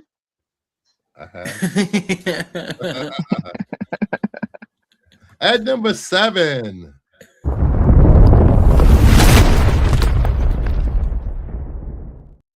Godzilla Infinity Roar number 5, the Mark Brooks variant. Heatings and Mecha Godzilla. The That looks cool. team up I did not know I needed. It's That's my up. favorite Mecha It's Godzilla up. design. I'm sick of fucking Godzilla, but Phoenix looks awesome. Yes. Yeah. Yeah. They are Well, it's good maximizing because that that's deal Mecha for Godzilla. Godzilla for sure. I Oh, got yes, they Godzilla. are. I have Godzilla fatigue. We got Godzilla versus Romeo. We got Godzilla versus Romeo and Juliet, for God's sake. Really? Yeah. No, it wasn't versus. Hey. It was just Godzilla and Romeo versus Juliet. We had Yeah, well, that's Oh not- my gosh, I gotta go read that. That sounds amazing. we You had No, don't they- want to they- read it. You don't It's want to not. read it. It's not amazing. I'll No, say you just they roll. they Go ahead, peaked Mama. they peaked at Godzilla versus Bambi. Yes, I that's agree, great. I Mama love Bear. Godzilla Yep. versus Bambi. there was And if you Godzilla- haven't seen it, it's on YouTube. we have Godzilla and Great Gatsby, and I think we're getting Godzilla and Clash of the Titans next month. I think so. Yeah, that's gonna be fun. Clash of the Titans will be cool. I think that's pretty cool. Great Gatsby meets Godzilla. That sounds It's awesome. the Odyssey. We're getting the Odyssey. The Odyssey. When Oh, are we're we getting- going to and we're get getting- Godzilla? and I we're want getting my War of the Godzilla Worlds. versus Voltron. And we're getting War of the Worlds. Oh, see Godzilla versus the aliens from War of the Worlds. That's gonna be sick. And the covers are fantastic. The covers for Odyssey are great, and the covers for the War of the Worlds one is great as well. I think Flops did one on the War of the Worlds. This is what a comic boner looks like. Hey, Bruce, I Yeah. dropped the link in the chat for Godzilla versus Bambi. All right. Again, if anybody has not seen it, go back and watch it after the show. Yeah.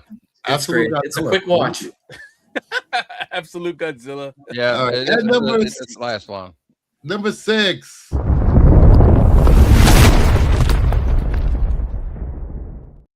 ASM 30, the Lee Bermejo variant.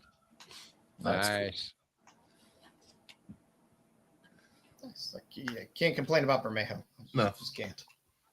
Well, Superior Spider-Man is really cool looking. Yeah, it's a dope cover. He's done some. He's really not did too many bad covers for Amazing Yeah. Spider-Man. Bermejo was my artist of the year pick for 2025. Well, that's a good pick.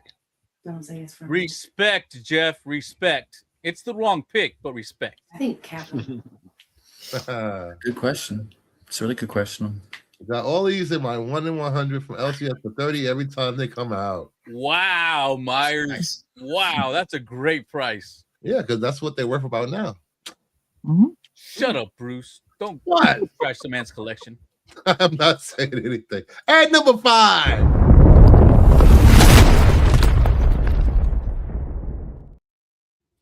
We have Batman number 10, the Ryan Suit variant. Sook. Suit. Oh, sucka now. Suit. Sucka. I like that cover. That's a nice cover. It's a good cover. Gorgeous Catwoman. Okay. It's a good Catwoman right there. Who's better with a whip, Catwoman or Indiana Jones? That's a good question. That was an Catwoman. example of gatekeeping. I would only allow one of them to whip me. How about that? That's a good answer. I'm biased, so I love Catwoman. I'm betting. Yeah, I love this cover. You know how good that Catwoman is? Nobody even noticed Batman back there. Batman's in No, there. I I didn't didn't even think see he was him. on the cover. He's just creeping back Batman, I there. don't He's see just him. I creeping don't back see there him. looking. Batman's just a goonin. I like how we see a reflection in the window too. So it's like a splash page. It does. Ooh. I know one thing. It's Ryan Sook's good at anatomy. Is all I'm going to say.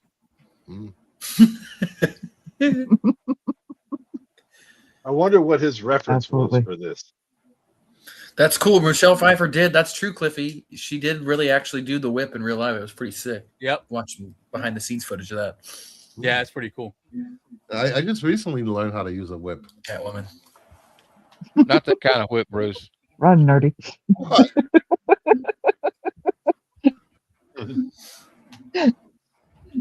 All right. Now that's number 4. God damn it.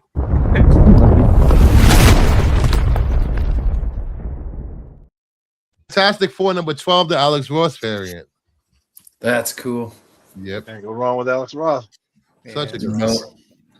He does a great Ben Grimm. His Ben Grimms are always cool. Yes. Yeah. The thing on this looks fantastic. The rest is okay. Does anybody read Spawn on the panel? No, not me. Well, I used to read it. I just not anymore. Confessions with Bruce. I collect all the. I do collect all the McFarlane covers, but that's Meyer, is all. it good? Should we start reading Spawn? Bruce has taken up dog sledding. So many things I want to say to this, but I will keep my mouth shut to protect the innocent. Dog sledding. I'm currently Dog at sledding's Spawn cool. 301. Nice. All right, at number 3.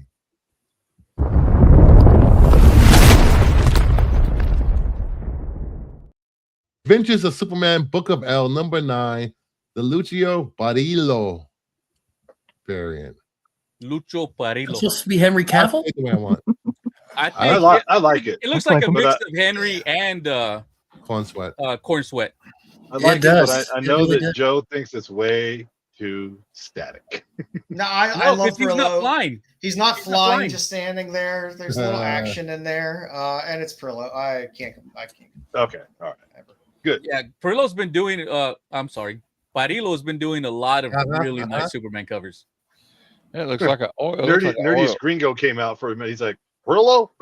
It looks he like Perillo? Perillo? That, it that looks like, Italian fella Perilla, he does some good coloring. I like that. It's like a oil. It looks like an Yeah, oil brother. painting. It looks like an oil painting in a museum. Yeah, well, I mean, him and Carla, all their stuff looks like that. I'm Yeah, still. looks I pretty told good. my wife I'm gonna save up some money and I'm gonna get Perillo to do a commission of an oil painting of King Conan, because I would, and with Arnold. Badass. That's what I want. That'd be nice. Yep. I like so. I respect those people that are still painting covers. I will say this: after you go pick up your Perillo cover, make sure you go out and get some tacos. Some fajitas. Cállate la pinche boca, güey. Some quesadillas. Voy a matar a todos. Some tamales. Some tamales. Yeah, don't forget the whack-a-mole sauce. Oh, gotta have your whack-a-mole sauce and a burrito, dude. Gotta get one of them burritos. Yeah, and make sure you chicken burrito, and make sure you get some mole sauce on the side and some chimichurras. Some chimichurras. So we're just gonna like completely make nerdy, completely flame out at this rate. I'm praying to Satan to murder all the people on the Hail Satan. If he's single, send him my way. My family would consider it an upgrade. And number 2.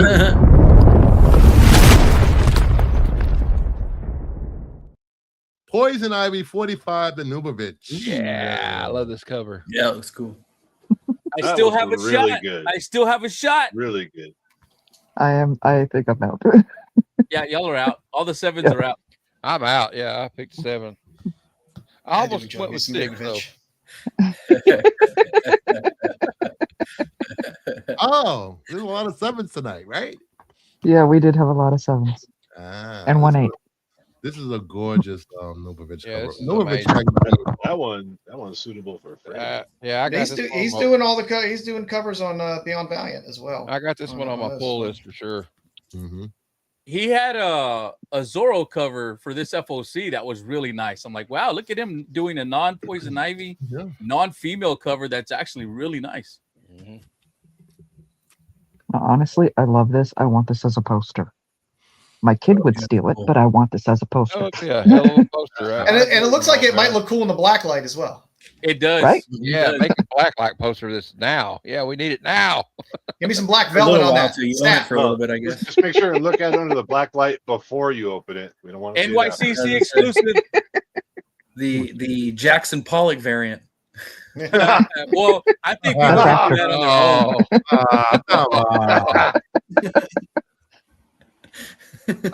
Nice. That's why, hey, Zach. That's why you buy 2 copies of it.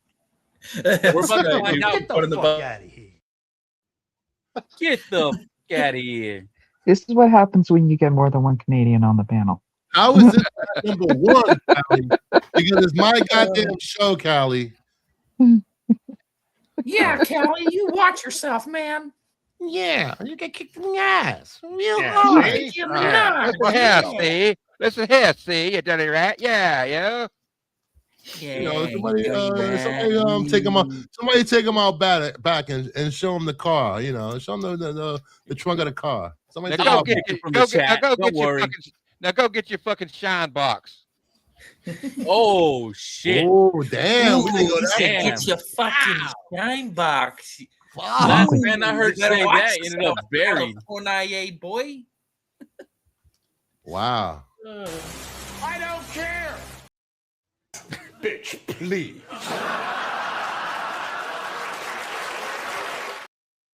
I was just kidding. I'm just kidding. It really matter. Note banger cover. And I never get tired of that clip. You know that. And the number 1 cover of the week. You guessed it. You know what it is.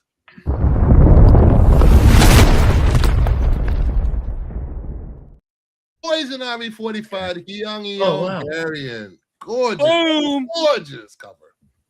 I would just like to say thank you, and also no one else put 6 in the chat but me, so I am the only winner here. There you go. Okay, guess if Matt wins, go ahead and spin it. I'm just kidding, Callie, man. I love you, brother. I was just joking. In case you didn't know, that clip was from Vicious, one of the greatest shows that came out on BBC, and they got canceled. Bastards.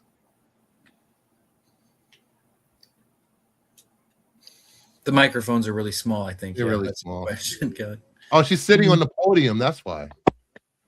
Oh yes, she is Yeah. sitting on the Okay. podium. Ah, I just noticed that. Shout out to I've been Poison Ivy. for like a month. I'm like, oh wait, that's a podium. We just beat her in the Lego Batman game. By the way, update on the Lego Batman game. Still fun. If you want to play the new, like playing the Lego games, this new one is a lot of fun. So Well, my daughter's training for video games is about to start on console, so we're gonna start off with a bunch of those Lego games. Oh, nice. yeah, they're great ones to start with. I'd say They have great sound effects. I say, Yes. I say start it off with the Uncharted series. Yeah, she's 9. That's gonna be rough for her right now. So start with Doom, and then move. You know, I am just gonna say, with her vegetarian diet, she probably eats a lot of beans. That's an awkward spot to be in for those It nights to is. be in. Poison Ivy, that's true, Mama Bear. Poison Ivy's not a Wow, vegetarian though. I assume she eats a lot of tofu, you know. Diet. No, Poison Ivy's a meat eater. She doesn't. No, she's not a not. vegetarian. She's not gonna eat plants. She eats plants. I've always seen her as a meat eater. Me too. That's only You would think ahead. so. That's No, I only could have ahead. sworn that was canon. Depends on I'm what gonna kind of look meat. it What kind of meat are you talking about here? Well, either way, it wouldn't tacos. Harley Quinn tacos. That doesn't count.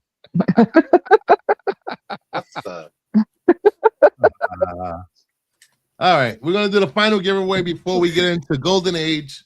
The 3 comics that are given away are Fantastic Four 66 and 67, and Venom and Carnage, courtesy of my favorite asshole, Cali Comics. And you can check them out on Instagram. Here's Cali Comics. The link. Aquaman does eat fish too. Cliffy, great point.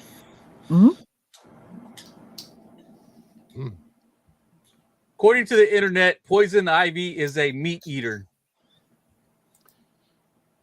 Shut your mouth.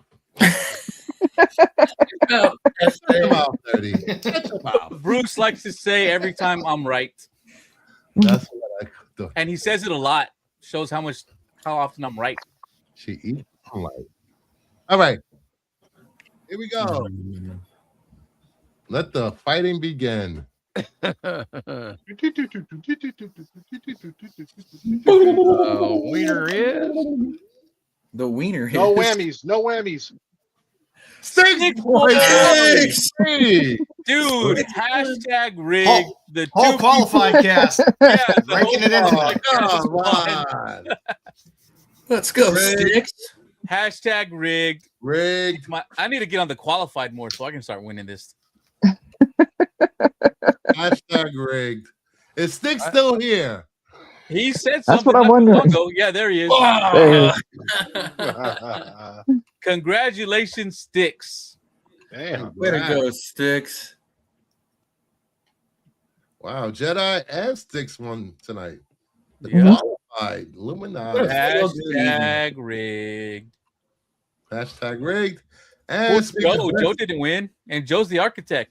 Joe never enters anything, even when he's not on stream. All right, let's get into some Golden Age sales.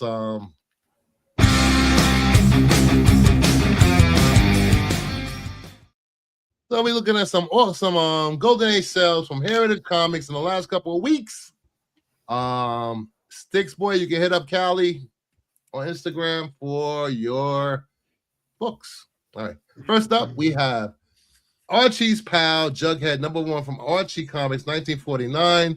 A 6.0 off-white pages sold for $1,006. They're 100 graded on the census, and there are 2 9.0s, which are the highest grade. I'm not disappointed. in It's that the first price. appearance of Moose. Moose and Square. I think I have Archie's Pal Jughead 4. But I would love to have #1, especially encapsulated like that. Yeah. A 6.0 is a great grade for a Golden Age book. A lot of those Archies are beat up too. Mm-hmm.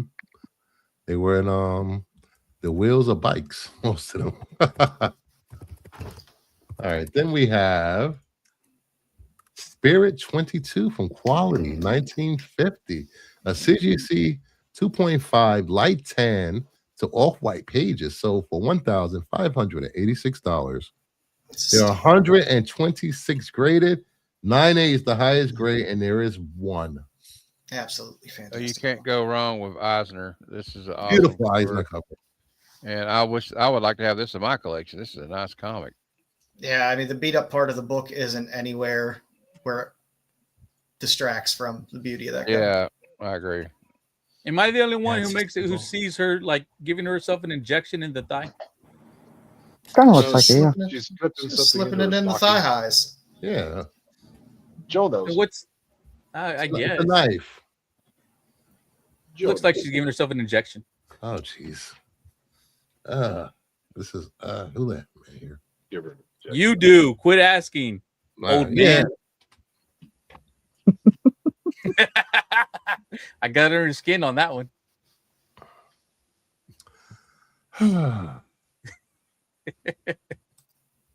Anyway, next up, Top Notch Comics 22 from MLJ 1941. CGC 3.0 off-white to white pages sold for $3,904. 19 graded on the census. There's only 194, and 94 is the highest grade. I can't imagine why this one didn't take off. Yeah. A little bit of a problematic name there. Yeah, it's very problematic.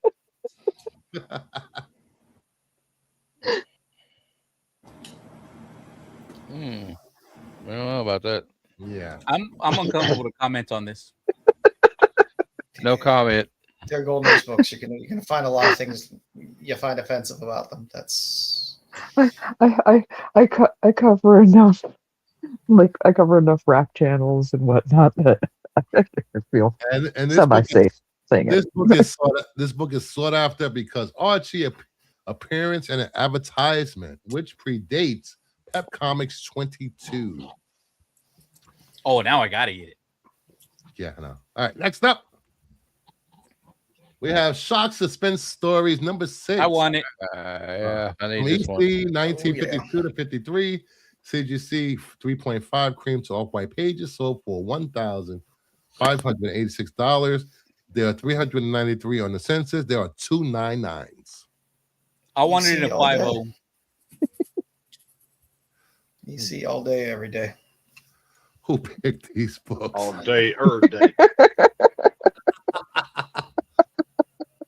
There is this. There does seem to be a theme going on here, Bruce. Hey, Tony. Hey, Tony. Hey, Tony. Oh. 299s. What the fuck? No way. Yes, dude. There are 299s on the census of this book, which is insane. There are the Gaines file copies, which tend to grade very high with the EC stuff. Mm-hmm. I'd like this cover. It's a very EC cover. That's all I can say. Yes, it is. Yes, it is. Is that the first appearance of Red Hood?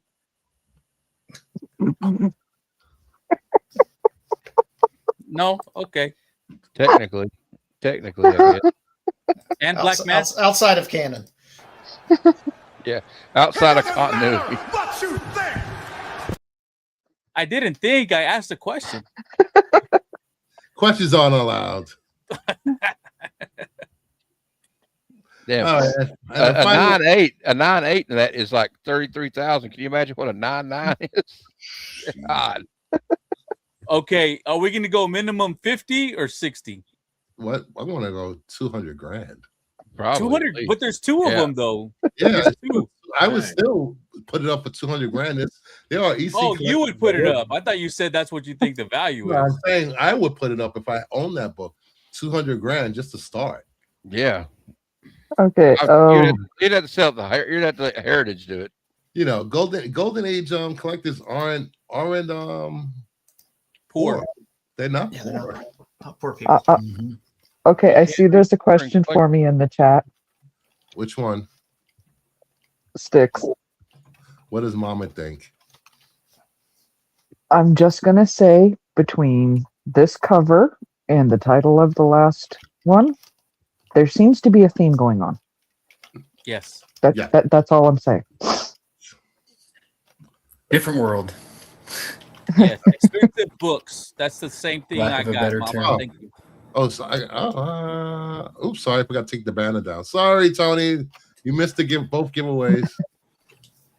And the final book, You wouldn't have won anyways, Tony. It was only for qualified people. Adventure Comics 6 from DC Comics, Don't you forget. 1941, CGC 1.5. White pages on a 1.5. Sold for $2,928. There are 70 graded on the census. 9.4 is the highest grade and restored. This is the first appearance of Starman Ted Knight. Welcome back, Pops. Hey, Pops. Hey, Pops. Oops. This cover doesn't do anything for me. Just to be clear, they are the villain in the book. Yes. It's Starman. Get out of here. All right. And that brings us to this. Thank you everyone for showing up, hanging out. Show went longer than I thought it was gonna go. Thank you everyone on the panel. Joe, Mama Bear, Nerdy, Matt, Jeff, and our newest Knight of the Kingdom, Zach, Tales of a True Believer. Make sure you check out Zach and I every Monday night on the Power Hour as we dissect Hollywood and films, pop culture, anything other than comic books. This Monday, we will be talking about is Hollywood out of ideas? And we will be giving you a rundown and breakdown of all the movies releasing in June. So make sure you show up. If you missed my Get Fucked video, you're missing out because you only have a few more hours. Well, maybe a few more hours to get your FOC in on your favorite online retailer. Hit the like, subscribe, sub up to Nerdy Geek, sub up to Here's for High Comic Club, sub up to Renovision, and coming to a YouTube near you soon, Tales of a True Believer YouTube channel. And make sure you check out the Black Order Comic Club YouTube channel because Zach has done 2 great Daredevil deep dives into the Bendis run. So check it out. And anything else before we go? Yes, getting back to brass tacks about the following people that I hate and their channels. We're gonna